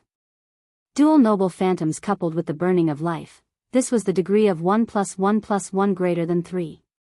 The power was much stronger than the previous military noble phantoms, and it was comparable to the holy sword. In short, Wuming did not have the confidence to block Ibaraki Kido's double noble phantoms that sacrificed his life. However, Ibaraki Kido's action of burning life touched Wuming's heart. Wuming remembered what Ibaraki Kido had said before. Even if I die today, I will drag you here with me. Those who could become heroic spirits were all heroes without exception. However, the reason why anti-heroes could become heroic spirits and enter the martyr's palace was because of their merits. Entering the martyr's palace after death was not only a comfort of losing one's freedom, but also a recognition of two great restraints. Wuming was deeply touched by Ibaraki Kido's spirit of sacrificing himself for Shitendaji, which went beyond friendship. Wuming smiled gratifyingly. Then, I'll properly receive your strongest attack, Ibaraki Kido. After saying that, the spear in Wuming's hand dissipated into mana. Wuming opened his arms, and the armor on his body was completely removed from Wuming's body. Wuming's noble phantoms were permanent noble phantoms, but it did not mean that they could not be released. Finally, the removed armor gathered in front of Wuming, constantly changing and combining. A holy knight's shield that was as tall as a person, similar to Matthew's shield, floated in front of Wuming.